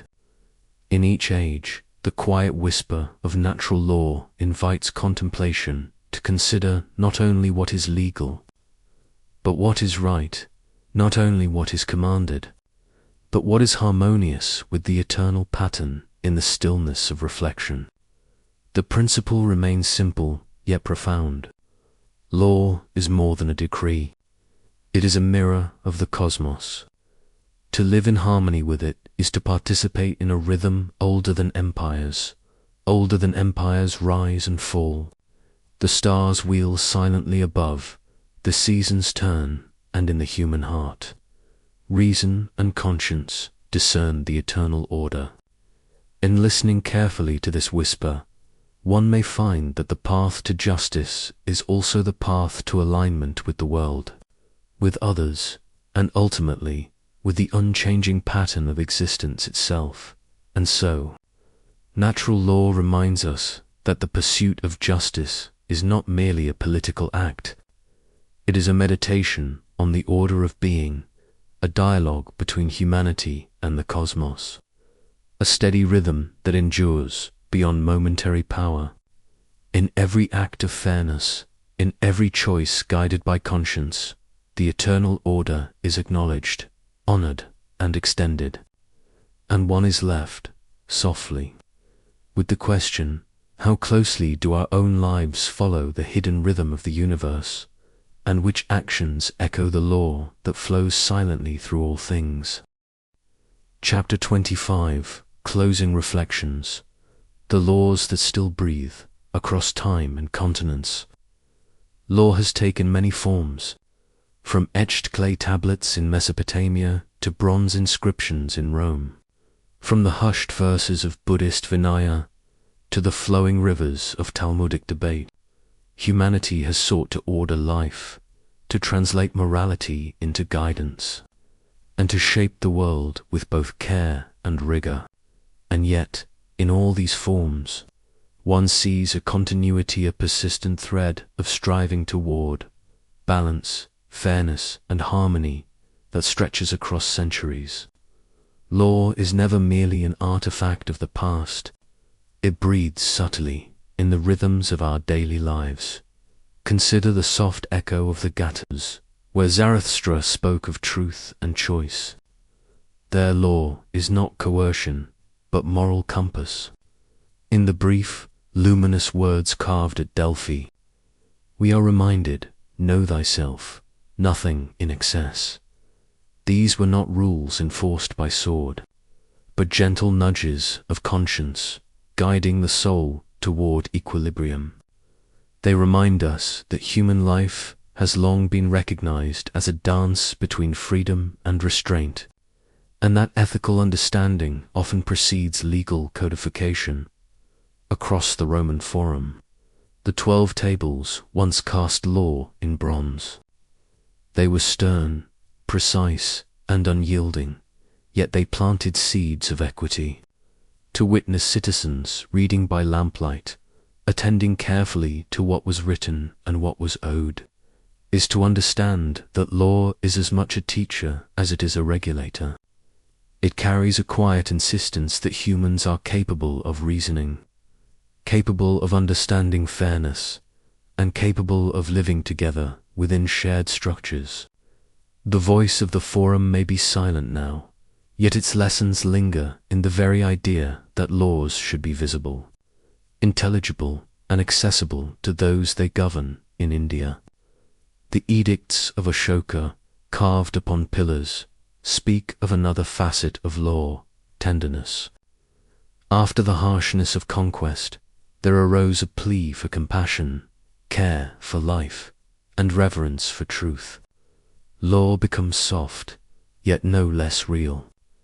It demonstrates that the human impulse toward order can coexist with kindness, that discipline can guide without threatening, and that governance can aspire to morality rather than mere compliance. Across the world, the Vinaya codified monastic life, not as chains, but as lanterns. The careful observance of meals, robes, speech, and silence trained the mind, teaching that discipline can illuminate freedom. Similarly, Confucian rites, with their focus on manners, respect, and filial devotion, reveal how law can flow into the fabric of everyday life. subtly shaping the soul and society without overt enforcement. Even the harsh decrees of legalism reflect the human yearning for stability, for a rhythm that allows civilization to endure. Each of these, laws gentle or stern, written or whispered, carries with it the insight that order is a human necessity, but also a moral and spiritual endeavor. The vision of natural law bridges these worlds, reminding us that beyond empire, scripture, or charter lies an eternal pattern. Justice is not merely imposed. It exists in the structure of being, discernible by conscience and reason. Philosophers of medieval and early modern Europe sought to articulate this enduring truth, that the cosmos itself carries a rhythm, and that human laws, to be just, must echo that pattern. There is a quiet awe in recognizing that each act of fairness, each thoughtful decision, aligns with something greater, unseen but persistent, whispering that the world has always sought balance. As we reflect on these threads, it becomes clear that law is not only external. In Sufi poetry, the inward law of love teaches that obedience need not be mechanical.